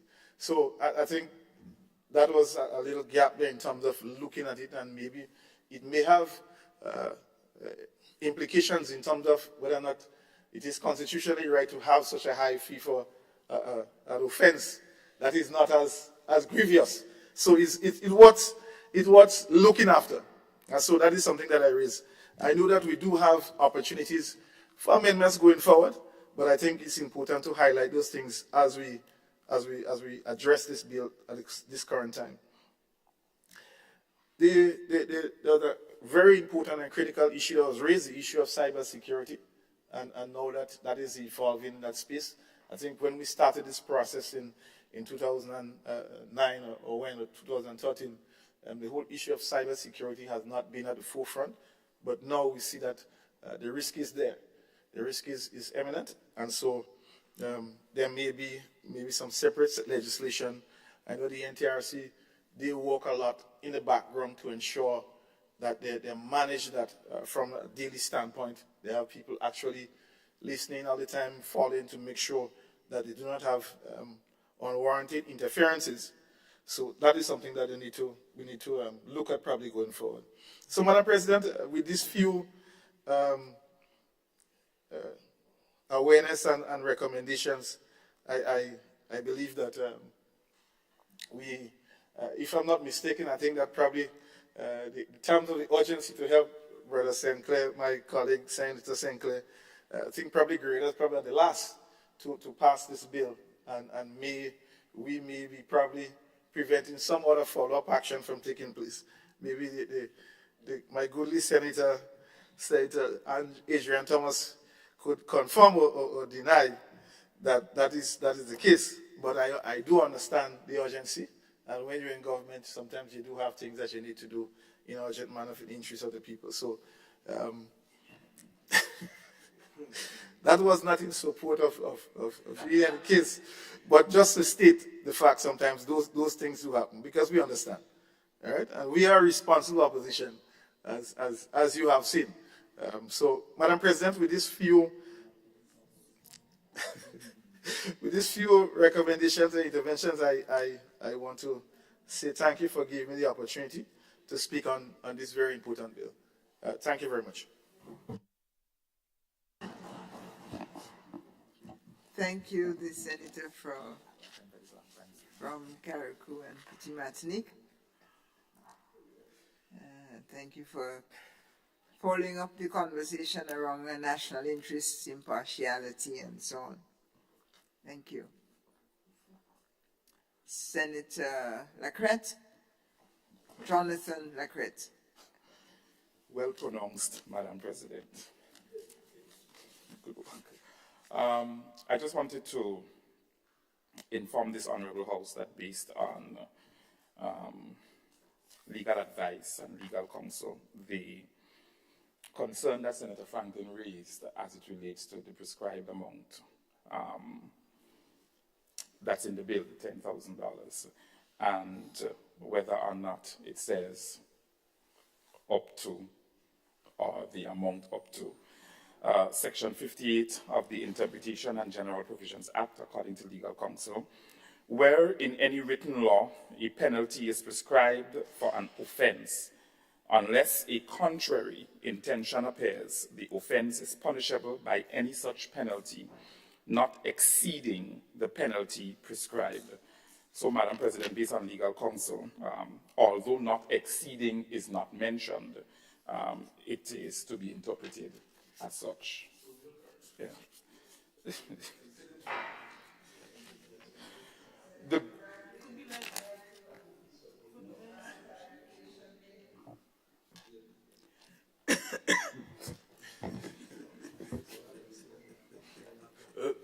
Thank you very much, Madam President. I thank the Honourable Senator for giving me. The context in which this statement was made was to show that in comparison to other legislation which sets out penal clauses, there is room for discretion. Of course, the ceiling has already been set, the $10,000, and I understand that it would not go over. However, the term not exceeding could allow for discretion. So the magistrate in his or her deliberation can say, well, 5,000, 10,000, whatever. And I understand the context in which the reference is being made from the legislation pointed out by the Honourable Senator. Thank you, Madam President. Thank you, Senator Franklin. Senator Cox, please continue. Senator Lacrette. That's a rather hot baptism, Madam President, of name change. I mean, we both handsome alike, but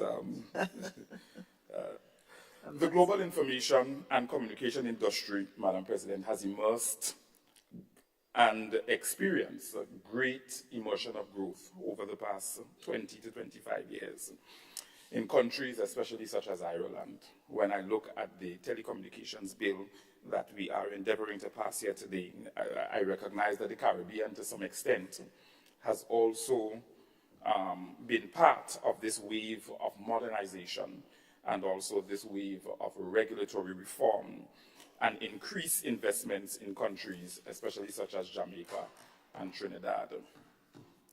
The result, Madam President, has been expanded access and choice and the emergence of a more robust, competitive ethos in the Caribbean. As such, the bill will ease and also, in my mind, create a space that is equitable in the electronic communications market. Additionally, Madam President, the bill ensures the facilitation and the regulation of secure electronic communications and transactions and promotes the development of legal and business infrastructure necessary to implement such electronic commerce. Just wanted to make sure that this contribution was made at this particular time. And I thank you, Senator Lacrette, for this clarity. And pass the floor to Leader of Government. Oh, no. Senator Thomas, Gloria Thomas, you've got your light on, madam. You have the floor. Thank you, Madam Chair. Why keep saying Chair? Thank you, Madam President. Yes, I rise to support the bill as presented by the Leader of Government Business in this House, the Electronic Communication Bill. Madam President, the records show that the need for legislative reform in the telecommunications sector has been so for the last decade. Therefore, to make this current and move relevant and more relevant, this bill must be given some unreserved support. Madam President, in examining the bill, one will recognize that the bill offers a wider scope of regulations for the telecommunication to the electronic regulations, which is very important in this advanced technological era. Many other islands, all the other islands have gone ahead and addressed this bill, but Grenada is still behind.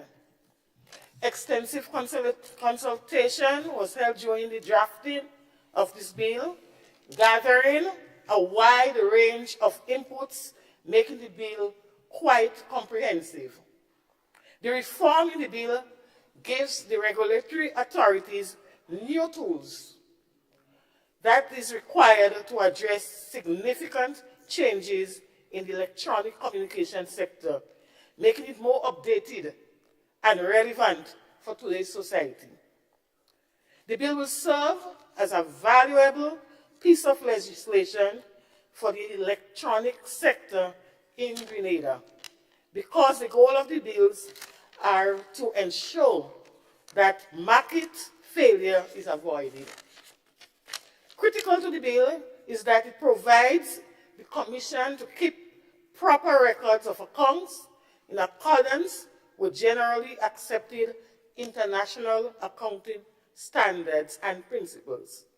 It requires that preparation and retention of financial statements in respect of every financial year. This, Madam President, speaks to accountability, a very important ingredient needed in all phases of operation in business organizations and government. And so, Madam President, I believe that this proposed bill is one that needs support from both sides. Thank you.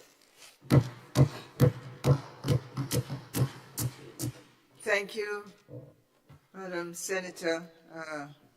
Relevant contribution on relevance and tools. The Leader of Government Business. Thank you very much, Madam President. Madam President, before I wrap up, let me raise two issues here that maybe cause for concern. The question that was raised by Senator Franklin on the issue of documents, I think you were concerned about the question was about documents, and that was coming from section 39(2). Well, I looked at section 39(1), and reference was made here to license and supporting documents from the Commission. And then in section 2, they spoke about request additional information and documents. And you are questioning, yeah, well, my interpretation here is that it's section 2 is in relation to subsection 1. They didn't use the word supporting, but with additional supporting information, and obviously if you get other information, you will want the supporting documents to come along with it. So I think it's in that context. Yeah. Section 27 and 29, reference was also made to, let me get to it. I don't know if I misinterpreted, but I realized that section 27 was talking about the budget work and work plan. Because we had a confusion with the months, Senator Sinclair was raising, yeah, in regards to the month, was 29 and 30.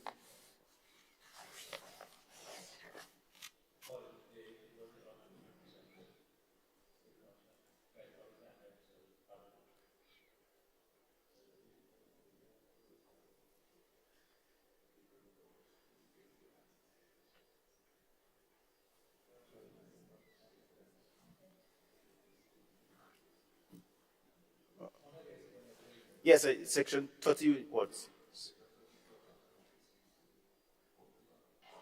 The minister shall lay a copy of the annual report submitted under the subsection 1 in Parliament within 1 month of his or her receipt, or if Parliament is not in session within 1 month. You're talking about the extension there.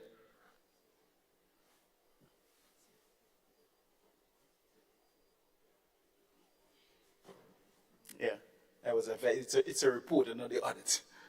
So it's not this. Yeah.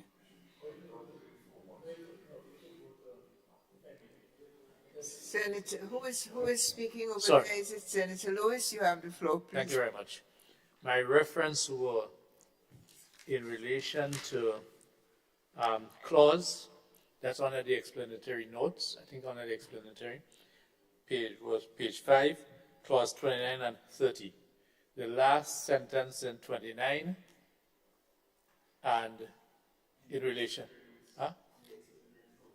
Yeah, not in the main document itself. If you go to 29, clause 29, and Okay, Madam President. Sorry. Please continue, Senator Thomas. Another issue that I know Senator Cox was maybe jokingly talking about friend and competence, but I think the point I was making here is we have to look for competency before loyalty, and it is in that context. But I take it for what it was, Senator Cox. So I don't think you are that serious. All right. Madam President, I enjoyed the debate. I think I value the contribution that was made on the other side, the observation that was made, the concerns, and we definitely have taken notes. We have heard it. We're gonna store it. We're gonna make maximum use of it in the future, and I want to thank you very much for your contribution. And I am pleased that the level of support that this bill has gotten in this House and also in the other place. I think as politicians we need to tap ourselves on our shoulder as we take the people business and well. As trade unionist and farmers representative, I think we must tap ourselves on our shoulders and congratulate ourselves for taking the people's business in our hand and present it in this House. So, Madam President, I seek the approval of this House.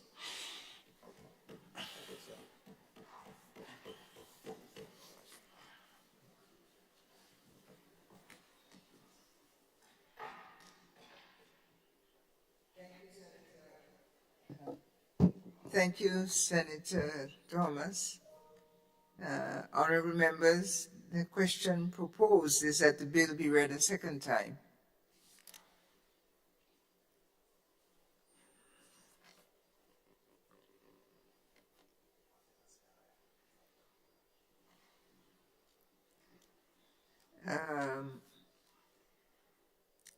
All those in favor say aye.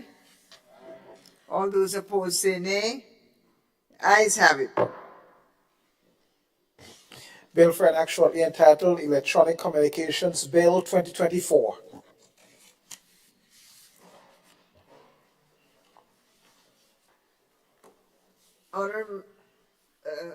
Honorable Sin, let's see. Leader of Government Business, Adrian Thomas. Madam President, I beg to move that the Senate resolve itself into a committee of the whole Senate to consider the bill part by part.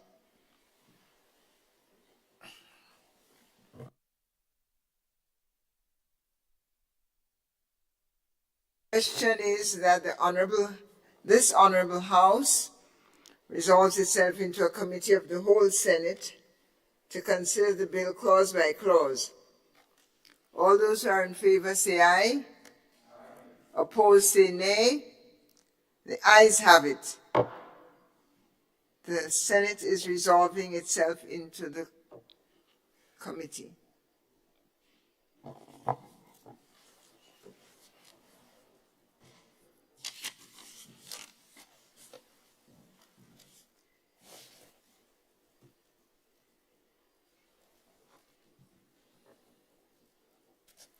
Part 2, Powers and Duties of the Minister. Honorable Senators, the question is that Clause 2, Powers and Duties of Minister, forms part of the bill. All those who are of that opinion say aye. Of the contrary opinion say no. The ayes have it. The ayes have it. Part 3, the National Telecommunications Regulatory Commission. Honorable members, the question is that Part 3, the National Communications Regulatory Commission, forms part of the bill. All those who are of that opinion say aye. Of the contrary say no. The ayes have it. Part 4, Licensing of Electronic Communications. Honorable members, the question is that Part 4, Licensing of Electronic Communications, form part of the bill. All those who are of that opinion say aye. Of the contrary, say no. The ayes have it. Part 5, change of control and ownership of license and frequency authorizations. Honorable members, the question is that Part 5, change of control and ownership of license and frequency authorizations, form part of the bill. All those who have that opinion say aye. Contrary opinion say no. Ayes have it. Part 6, rights and obligations of license and frequency authorization holder. Honorable members, the question is that Part 6 of the bill, rights and obligations of licensee and frequency authorization holders, form part of the bill. All those who are of that opinion say aye. Of the contrary view say no. The ayes have it. Part 7, registration and approval. Honorable members, the question is that Part 7, registration and approval, form part of the bill. All those who are of that opinion say aye. Of the contrary view say no. Ayes have it. Part 8, competition. Honorable members, the question is that Part 8, competition, forms part of the bill. All those who are of that opinion say aye. Of the contrary, aye. Thank you, gentlemen. Of the contrary opinion say no. The ayes have it. Part 9, universal service and access fund. Honorable members, the question is that Part 9, Universal Service and Access Fund, forms part of the bill. All those who are of that opinion say aye. Of the contrary view say nay. The ayes have it. Part 10, offenses. Honorable members, the question is that Part 10, offenses, forms part of the bill. All those who are of that opinion say aye. Of the contrary opinion say no. The ayes have it. Part 11, investigation. Honorable members, all those who are agreeable to Part 11, investigation, forming part of the bill, say aye. And those who are opposed say no. Ayes have it. Trying to see if you're staying alive. Part 12, dispute resolution. Honorable members, dispute resolution is Part 12. All those who are of the opinion that it should form part of the bill, say aye. Those of the contrary view say no. The ayes have it. Part 13, electronic communications tribunal. Honorable members, Part 13, Electronic Communications Tribunal, is proposed as part of the bill. All those who are in agreement say aye, and those opposed say no. The ayes have it. Part 14, miscellaneous. Honorable members, Part 14, miscellaneous, is proposed as part of the bill. All those who are of that opinion say aye, and those opposed say no. The ayes have it. Schedule 1, oath of secrecy of the commission. Honorable members, oath of secrecy of the commission, Schedule 1, is proposed as part of the bill. All those who are in agreement say aye. Those opposed say nay. Ayes have it. Schedule 2, license subclasses. Honorable members, the proposal is that license subclasses Schedule 2 form part of the bill. All those who are of that opinion say aye. Those opposed say no. The ayes have it. Schedule 3, conditions for licenses and frequency authorizations. Honorable members, the proposal is that Schedule 3 is made up of conditions for license and frequency authorizations. All those who are in agreement say aye. Opposed say nay.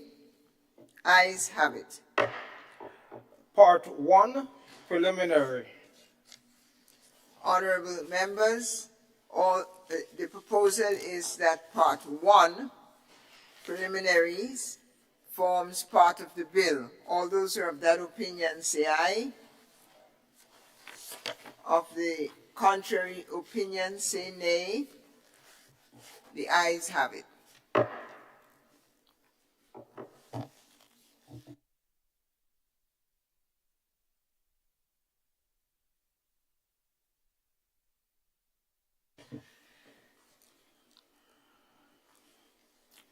Madam Chair, I beg to move that the Senate resumes and the chair of the committee reports progress on the bill.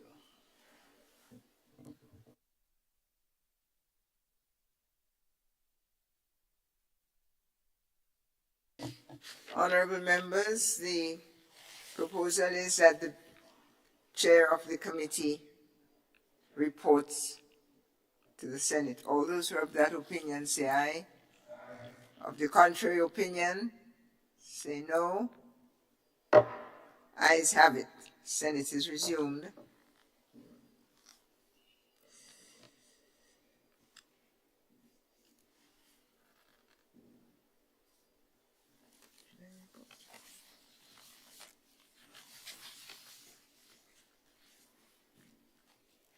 Honorable members,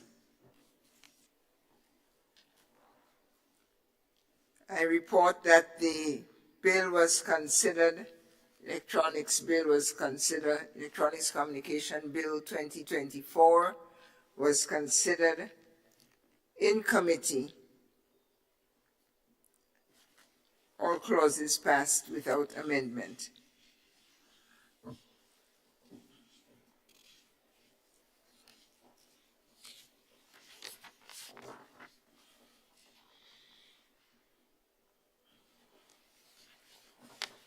Madam President, I beg to move that the chair's report be adopted.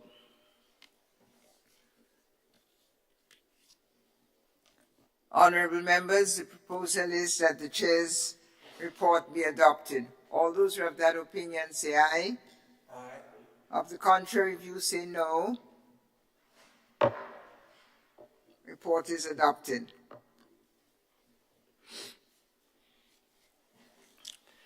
Madam President, I beg to move that the third reading of the bill be taken. Honorable members, the proposal is that the bill be read a third time and passed.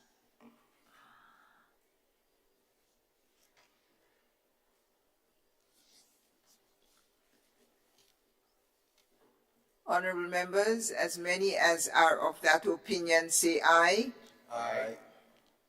And those of the contrary opinion say nay. The ayes have it. The bill is passed. The bill for an act shortly entitled Electronic Communications Bill 2024. Item 16, public business. Item 17, adjournment.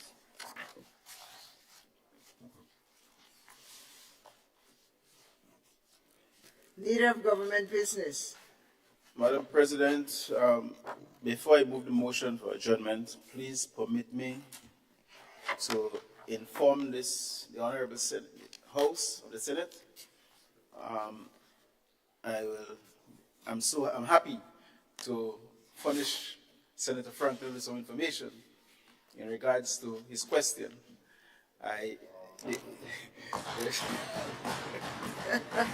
And I think this is the best note to leave this meeting on today, and Senator Franklin and the Senate will be very happy. I will, Madam President, with your permission, I will ask that I read the information, the fact that members were not privileged to have it by electronic copy. I will definitely furnish the Clerk of Parliament with it as soon as I finish. Sure.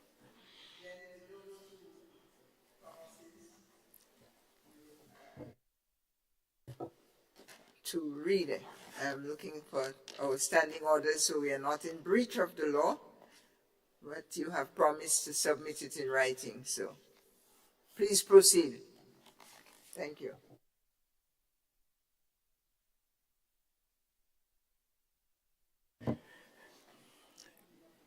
Madam President, these answers are only a reflection of the supplies managed and handled by the medical stores. Items procured by the General Hospital procurement are not recorded here. Okay. How many containers landed in Grenada with medicine and medical supplies procured by the government? In answering this question, it is important to note that most of our shipments are not in the form of containers. Also, we currently do not distinguish in our records containers from other shipments received. As a result, the estimation provided is for the number of shipments received for the year 2023. Roughly 170 shipments of pharmaceuticals and medical supplies were received for the year thus far. And remember this question was posed prior to December, so in that context. What were the landing dates of the containers?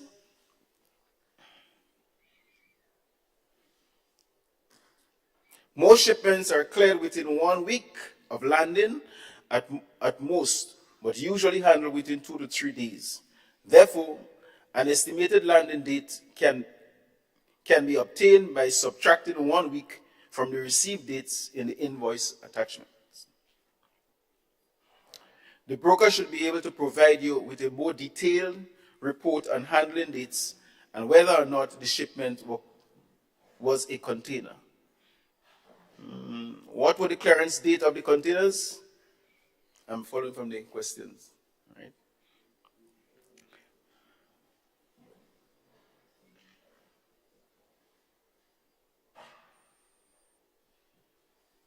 Clearance dates are the dates the items were received at the medical store.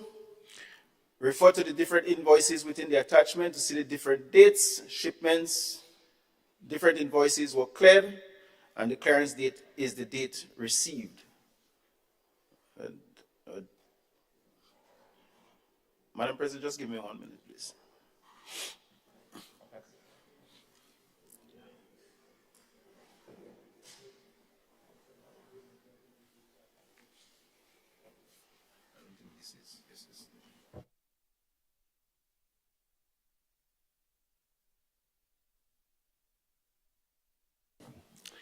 All right. When were the medicine and medical supplies distributed to the hospital and subsidiary institutions? Pharmaceutical and medical supplies, when procured, are stored at the central medical stores and requisitions from store based on needs by the hospitals and other institutions. We also would order supplies needed by institutions when the item is not a part of our regular inventory or when supplies are needed for specialized programs not accounted for in the budget. The distribution report contains about 70% of the deliveries made for the year. It contains the date the item was delivered, areas delivered to, and a brief description of what was delivered. Note, about 5% to 10% of supplies were collected. No collection are recorded in the distribution report. What was the cost of procuring the medicine and medical supplies? The cost of procuring medicine and medical supplies for the year so far was $7,056,000 EC. How much money was owed to the OECS Pharmaceutical Procurement Service? Grenada, answer, Grenada currently does not owe the OECS then, based on the last update. Based on the report from the OECS PPS statement of outstanding invoices as of 31st October 2023, our total of outstanding invoices were $1,128,716.43, with an ECCB balance of $1,130,488, which which is sufficient to settle the outstanding invoices. This, Madam President, would have answered most of the questions as far as the data that was sent to me. I will send this to the clerk so that the people will have a little more appreciation in terms of what it is. With all the documents. Thank you.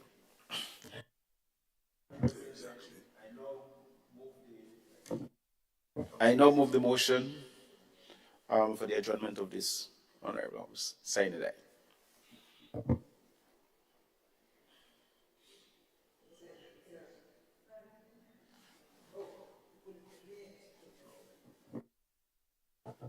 Honorable Senators, the question is that the House be adjourned. All those who are in favor say aye. Let me hear, I see some lights on. Let's do that first. Senator Franklin.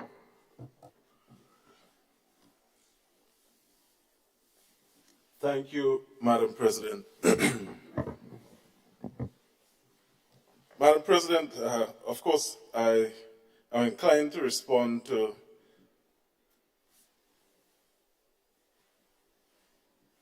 the answers, quote unquote, given by the leader of government business. Madam President, this question specifically was posed approximately 232 days as of today, 232 days ago. What we heard from the leader of government business, in my view, is not sufficient in answering the questions posed. Asking myself to retrieve answers from the broker is not answerable to Parliament. And it is the responsibility of the Minister for Health and the leader of government, the government generally, to obtain the information from the broker and provide it to the Honorable House.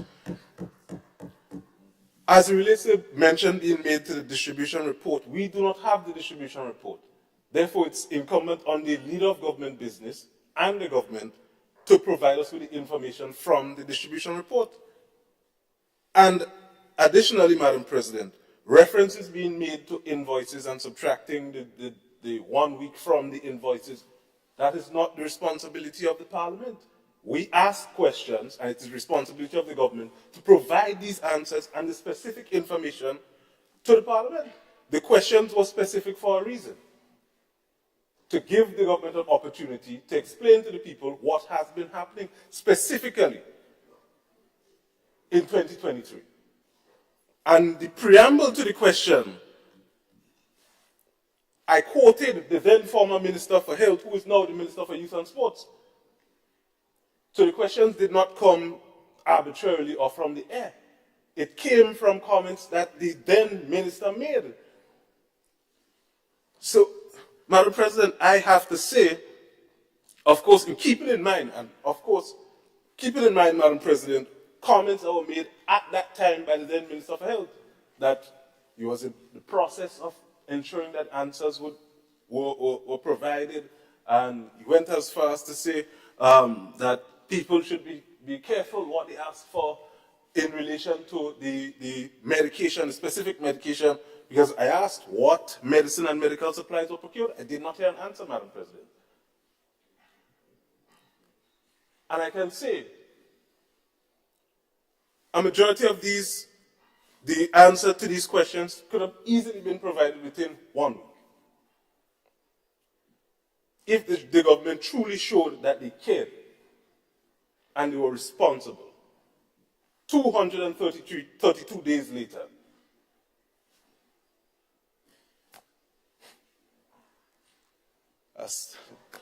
Madam President, I am not satisfied with responses, and again, I do say the broker has no responsibility to Parliament. That is the responsibility of the government to retrieve that information. The distribution report should be made clear and provide the specific information that was requested in the questions. And also, the time specifically asked for the landing date and so on, and the clearance date. If they have a formula, Madam President, through you, to calculate the date, then that should be done by the government, and the answer should be provided to this House and to the people of Grenada. I thank you, Madam President. I thank you, Senator Franklin. Leader of Government Business. Before you, Senator Andre Lewis, you have the floor, Senator.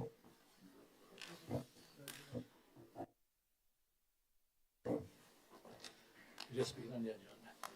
Thank you very much, Madam President. On the adjournment, I wish to invite all workers, all of Grenada, to participate with us, workers, May 1st, that's Wednesday, next week, Wednesday, International Workers' Day, which will be held in the parish of St. Patrick. We are gathering at the MacDonald College ground. We will be marching from that ground along High Street, left onto Main Street, onto the recreation ground, Plainfield, where there will be a rally and addresses by leaders of the various unions and other dignitaries. This is a very important day in the history and annals of working people and the GSA of the world, because many of the benefits that we enjoy today, the 8-hour working day, the 7-hour working day, there were times that our parents work for 24 hours a day. There were times that our people work for 18 hours a day. There were times we didn't know what was a lunch break, a fixed lunch break. Annual vacation leave, maternity leave, all of these are part of the struggles. And Labor Day marked the culmination of all of the centuries and years of struggles. People lost their lives to get 8-hour working day. People lost their lives to ensure that we have some of the conditions that we have today. And on May 1st, we come together where we can show solidarity to each other. And whereas in the past, in the recent past, not too long ago, the word solidarity used by the labor movement was a bad word. Today we hear all kind of cry for solidarity, right? Give solidarity with, to the struggling peoples of the world, right? And our solidarity, progressive solidarity, that word is now being taken over even by the US, so that they sell arms to Israel and they continue the murderous rampage in Gaza. It's all part of solidarity. But that's not the solidarity we speak of. We call for solidarity for Gaza. We call for solidarity for people and brothers and sisters in Haiti, in Sudan. And on this International Workers' Day, let us all come together and make this a cry for international justice. It is bigger than just the everyday issues, because we are absolutely certain that the vast majority of people that have been killed and are starving are ordinary working class people. Those that lead these wars are hiding away in the bunkers, and where no bombs are falling on them. But as we speak, ordinary people continue to lose their lives and are impacted. And you know why we're impacted also? Because the world has now become one village. And as we turn on our television and we see the cries of mothers and fathers and brothers and sisters, and innocent babies have been killed, it impacts us. Many people can't watch television these days because we feel powerless, because we do not have the arms and ammunition, and we do not have the missiles to send. It's a fight of might. Might is right. But it's part of our working class struggle. We want a world of peace. We want to be able to go to work and come back and spend it with our families. We want to be able to sit and know that our friends and families, through humankind in Haiti, can live in peace. Haiti that has led the struggle for emancipation of our black brothers and sisters, taken from Africa. First black revolution, first black country to be freed from slavery. And that is why Haiti is paying the price that it is paying today by the United States and Canada and others that are coming as though they want to help Haiti. They are paying the price, and many of our black brothers and sisters have been blaming Haiti and saying that they are poor because they believe in voodoo or African culture. We are struggling in Haiti because we have to pay the price for getting rid of the slavers that sought to enslave us. And for years, all that we did and were able to get in Haiti were used to pay those who enslaved us. The same fight that we are fighting today, crying for reparations. And the same fight that our Barbadian brothers and sisters are leading today against Drax, right? Who has benefited from slavery, right? And they're trying to get the land. And the Barbadians are saying, not 1 cent should be paid, but we should take the land to build low-income houses for our brothers and sisters. It's all part of the struggle of humankind. And therefore, we ask you to come out with us on May Day, on May 1st. And many times, sometimes I wonder if we should be saying May Day, because May Day songs is a cry for help.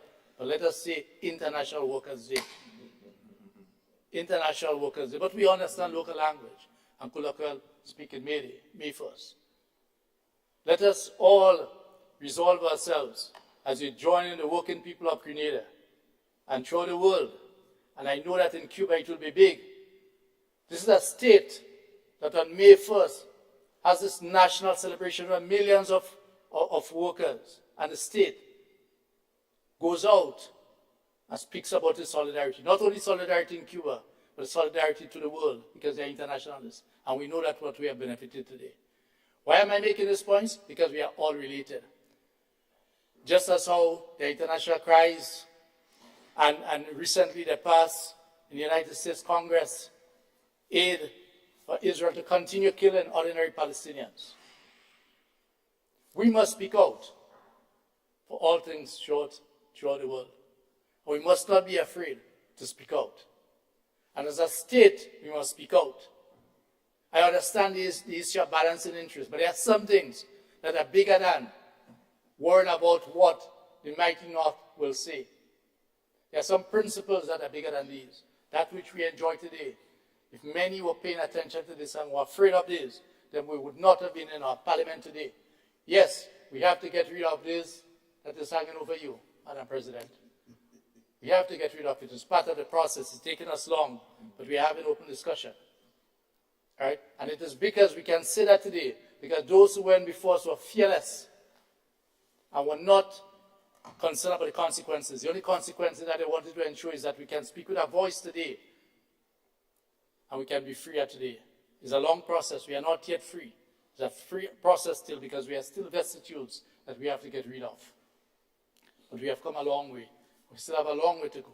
And as Black Wizard has said, and I'm linking that to the earlier discussion on the communications bill, I come back again for 3 more centuries, to rule for 3 more centuries. And he named them. He named Kiblan Wallace, Rex Grenadian, because that's the face. That's the face, and we must not be afraid to speak out. And therefore, Senator Cox, that's what I want to address under the aspect of when I speak of deregulation.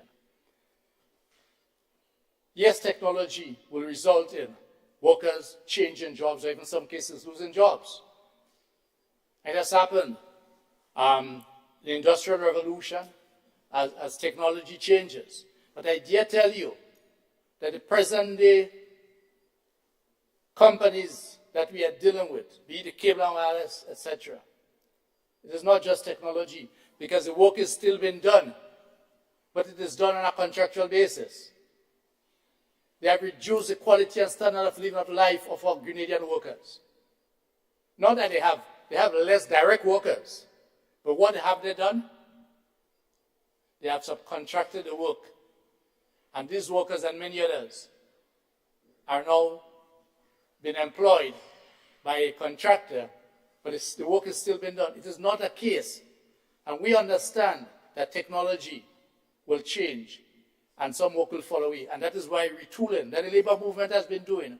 We have been advising our workers, organizing training sessions to retool, to retrain. We have been addressing the aspect of the future of work. But as we address the future of work, there is a present reality. People have to eat, colleagues. So I encourage everyone to come out and join us in May Day. And if I were permitted, as I said, long live the working class struggle on May Day. But that will be vociferously said on May 1st. Madam President, it will be great to see you there, given your history of struggle and your family in St. Andrew and the wider community. Someone like yourself, who many of us have looked up to over the years.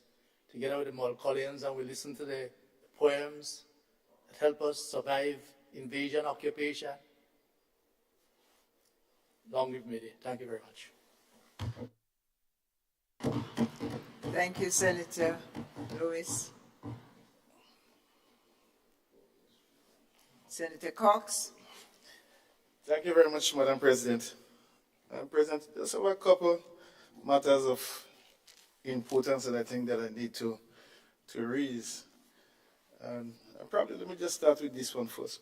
Madam President, sometime yesterday in the other place, in the forenoon, the member for Carriacou and Pidi Matnik, in responding to a recent tragic incident in Carriacou, a young child lost their life, made reference to the Department of Social Development. And in his words, the department is gravely lacking adequate staff. Madam President, I think it's important that sometimes we remind the nation, and sometimes when we do things as leaders, it have repercussions. Madam President, in 2022, when this government took office, I've been hearing about the plan to dismantle the Social Development Department in Carriacou. And that went into strict action. 6 persons were fired from Social Development. 2 persons were transferred to other departments, and the 2 persons, other 2 persons were transferred. Madam President, could you believe that was a young lady with a degree in social work, transferred from Social Development? Who does that? Who does something like that?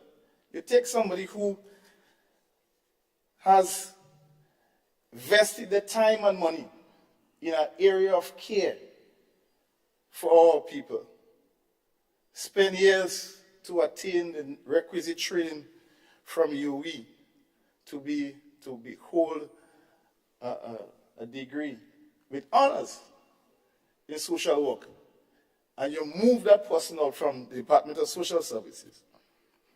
But you're coming today and saying that the department is lacking adequate staff. Whose fault it is? I think it is unfair to my colleague on the other side, who is the Minister for Social Development, to say that the department is not adequately staffed, when you yourself, but through your own actions and directive, fire people and transfer. Yes, there might be need for specialized, like a counselor also, but there are counselors on island in Carriacou. There may not be one attached to the department, fair enough. There was also a coordinator who sadly passed away, God rest her soul. So there might be 1 or 2 vacancies to fill through the Public Service Commission. But there is no clear justification for eviscerating the department for political reasons. And then you're coming today and saying, oh, you're begging the cabinet to help fill something that you destroyed. Madam President, this is This is very, very misleading and mischievous. And I had to point it out, and I had to pull it out. So I think I must remind the member that it's because of his actions. That is why there is only one person in the Department of Social Services right now. So I rest my case on that. I know that sometimes when I speak passionately on these matters, some people get a little bit uncomfortable. But I have to. I have a responsibility to, and I will continue to speak on those matters. It is not nice to do that and then come afterwards and pretend that as if the former administration didn't adequately staff the department. That is not right. Madam President, the next thing that I wanted to raise, you know, Carriacou, we have a challenge from a climate standpoint in terms of rainfall. And this dry season has been a very tough one for a lot of persons.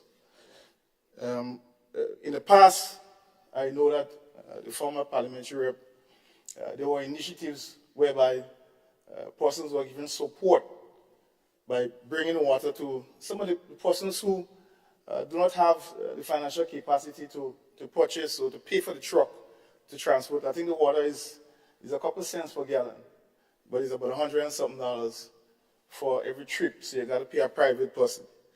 So I'm just saying that I think there's a clear opportunity for the ministry to intervene where there are persons who do not have the capacity, financial and maybe otherwise, that they can maybe review or look at that initiative, that program that was there before, that they can bring water to maybe use one of the government truck or so, the ministry truck, to help bring some water, to help relieve people in this difficult time as we have a shortage of rainfall. It's more than months now that we really haven't had any substantial rain to speak about, so I know the challenge. So I just raised that.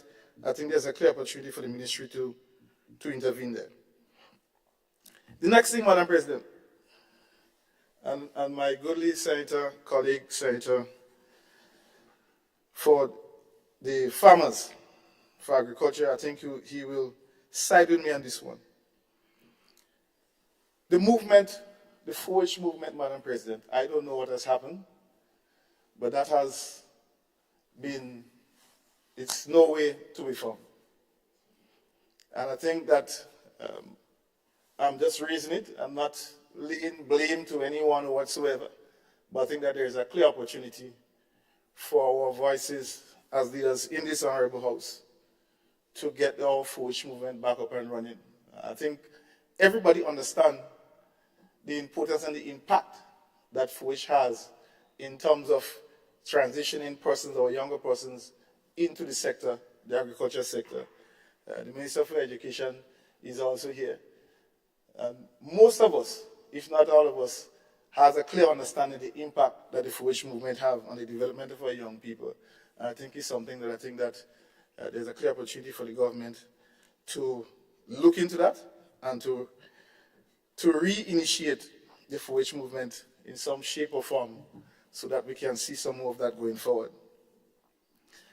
The next thing, Madam President, is I think I did raise it in this honorable house, and I'm raising it again because it is one that has merit, and for the Minister for Education, the issue of support, specific support for students from Carriacou and Petit Martinique who are enrolled in TAMCC on the mainland. I think there is a clear opportunity to provide some additional support, financial support for those persons. While some efforts have been done in terms of removing tuition fee, we are at disadvantage, Madam President. And I think you have boarding, you have all sorts of additional expenses. The TAMCC branch in Carriacou do have its limitations in terms of what it can offer. And so I think that there is this issue, and not issue, but there is a push towards free education. And so I call on the government through the Minister for Education to find some way. I don't think that is is anything beyond the government to find some additional resources. It's easy to find who are the persons who are enrolled from Carriacou and Pitimatnik and who are in TAMCC, to find some way to provide some support for them in that regard. I think that would be a very good gesture. So I raise it for what it's worth. The last thing, Madam President, I want to take this opportunity to invite persons who have not already booked their trip for Carriacou to come and enjoy our Stringman and Maroon Music Festival this weekend. Is already started. I think the pot probably come down from the fire already. Food probably sharing around this time. What time is it? Yeah, food definitely sharing already. So I think that's a great opportunity for persons who may be visiting Grenada for the first time, or persons from the mainland who never had an opportunity to come to Carriacou to experience that richness in our culture. And so we have Friday and Saturday and we culminate on Sunday. So we just want to extend that invitation to come over to Carriacou this weekend. And Pitimatnik is right there. You can have an opportunity to go to Pitimatnik as well, any one of those days as well. If it's just to visit, just to relax, to chill, to engage with our residents. So I don't think that the leader for government business leave already. I just only mentioned the food come down and I see walk out of the hall. But we have enough food for everybody. And I think that there is a clear opportunity for persons to have a wonderful time this weekend. So thank you very much, Madam President. And I do extend a special invitation to you. Maybe not this year, but if you can't make it, but we'll find a way to get you up, Madam President. All right, thank you. Thank you, Senator Cox. Thank you. Senator Sinclair. Thank you very much, Madam President. I rise to make a few comments on the adjournment. And of course, not necessarily in the order of priority, but it seems to be in a festive moment, May Day, Maroon Festival and St. Mark's Festival. And so I want to share that it's not my festival, but there is an annual festival also in my community in Carrier. It's called the Saraka, they call it the Bashilaka. It basically is a Salaka approach, but you need to make sure you have your bashi and your calabash with you so you would get your food and so on in it. I've been to it a couple of times. It's a good time for fun and frolic. Nice pots and soup and so on. So we want to extend also invitation to that community of Carrier Plainfield. And May the 3rd it is, so book your spot. Another note, Madam President, whilst of course it was mentioned in the other place, and I was happy to see so much members fighting for farmers. I'm so happy every day I have a fighter. I feel good pertaining to the whole issue of that water situation in Maribo, Saab area. It's a matter that I know I've been around many years in the whole setup. And of course, whilst there is the dispute, we have to also recognize the goodwill, if you want to see, of the NAWASA in collaboration with the Ministry of Agriculture in having that infrastructure and also making it available. Whilst there might have been some persons who might have made connection unauthorized, we know how the society can be. It happens in a lot of things. I was happy to realize that good order seems to be prevailing and the matter is being resolved. I was contacted by a few farmers in the now and in the past, and I trust that they can find some way. Whilst I was not part of that discussion, the fact that maintenance seems to be a big issue.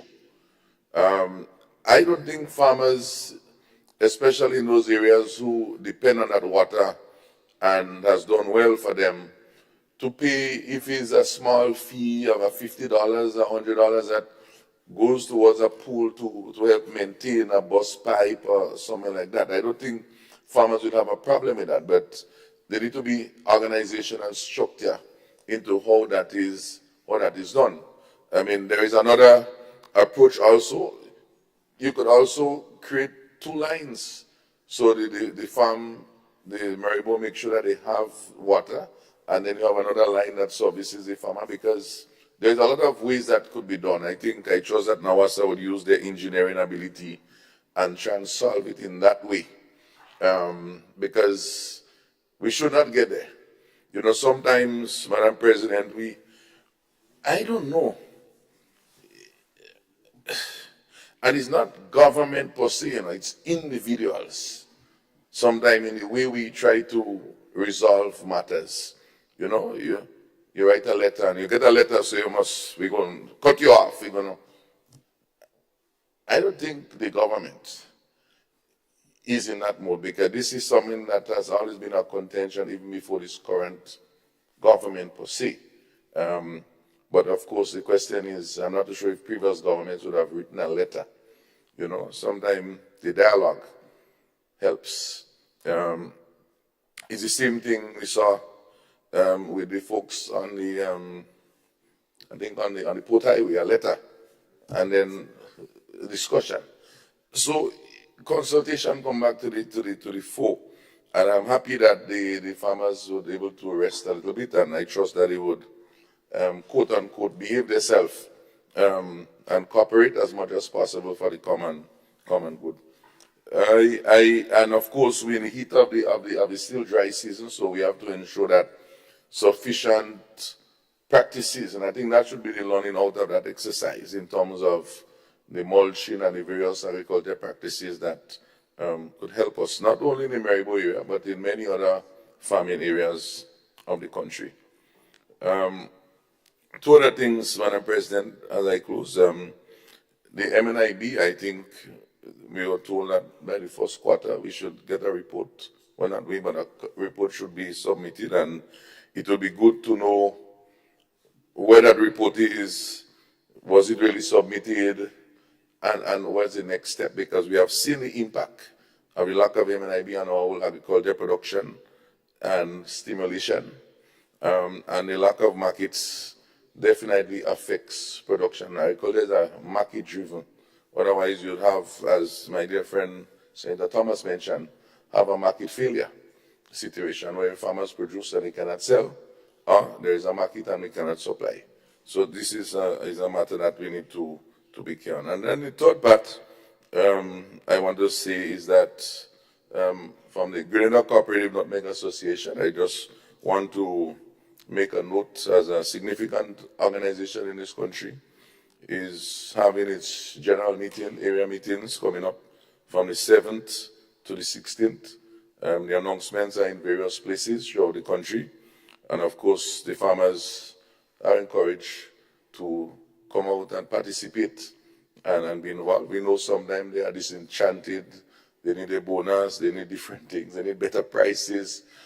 But as farmers' organizations, as what I have learned, is that you have to be in it. Your voices have to be present to articulate, to express, to be there, because that's where the discussion takes place. You cannot sit down in the market and want to change the laws in the parliament. You have to be in it.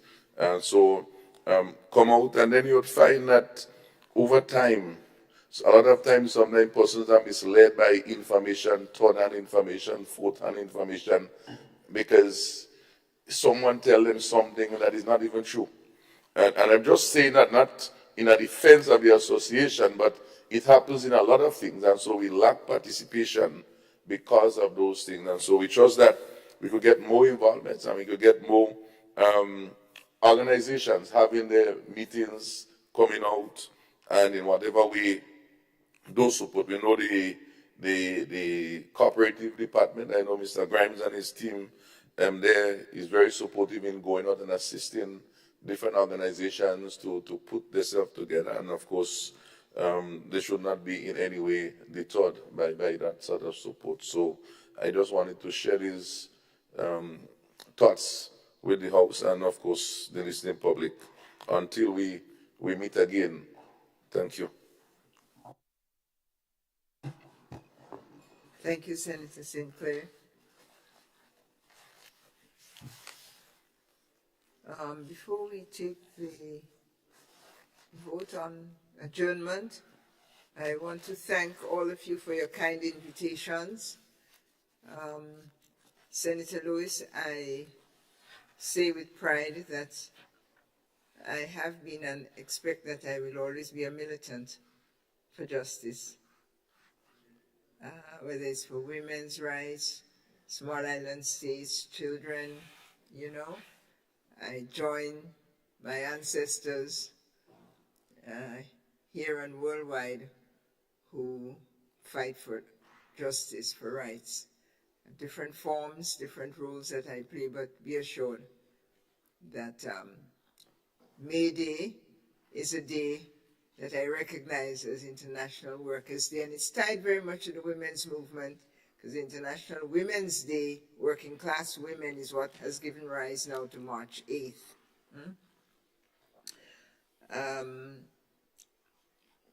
Senator Cox, I will ask you to mark your calendar for me next year for Carriacou, so I can come and dance the dance of my ancestors. I don't know if you know my father's mother came from Carriacou. I claim it, and I'm sure I have Cromanti in my blood. Senator Sinclair, thank you for your invitation. I think it's more possible that I'll go up there with my Bashilaka, because it's nearby, and I still eat from Calabash. I'll see you there. Thank you all, and I encourage all of us to attend these cultural moments because it grounds us, it takes us backwards, forwards, and in the present all at once. Thank you. I wanted to wish you good luck with the festival, the String Band and Maroon Festival, and of course to wish workers a happy May Day as well. I wanted to remind us that in the other place, we have passed the gun amnesty legislation, and we are all concerned about violence. The amnesty is intended to address it, reduce it. So I just want to remind us to be advocates for the gun amnesty. It's part of our national legislation now, however we may feel. Starts on the 1st of May and it ends on the 30th of July. 90 days. Let's see if we could make a dent in bringing down crime by bringing in illegal weapons and ammunition. And lastly, to remind us that the small island states are having their 4th international conference in May. We might meet before, we might not. It's going to be in late May in Antigua, and a whole range of issues: renewable energy, climate change, resilience building against climate change, youth, gender equality. A large number of items will be discussed by islands from all over the world.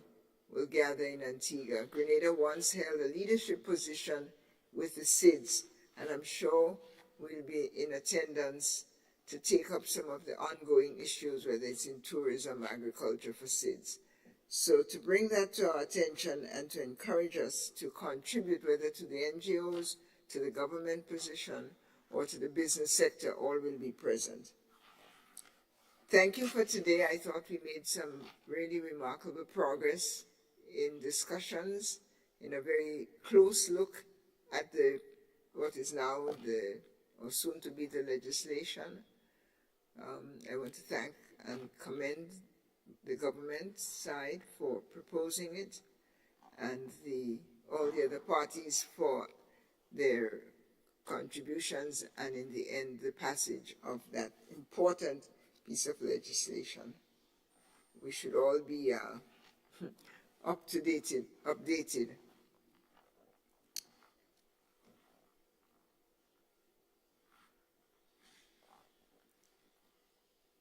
Is there a request from the floor, Senator?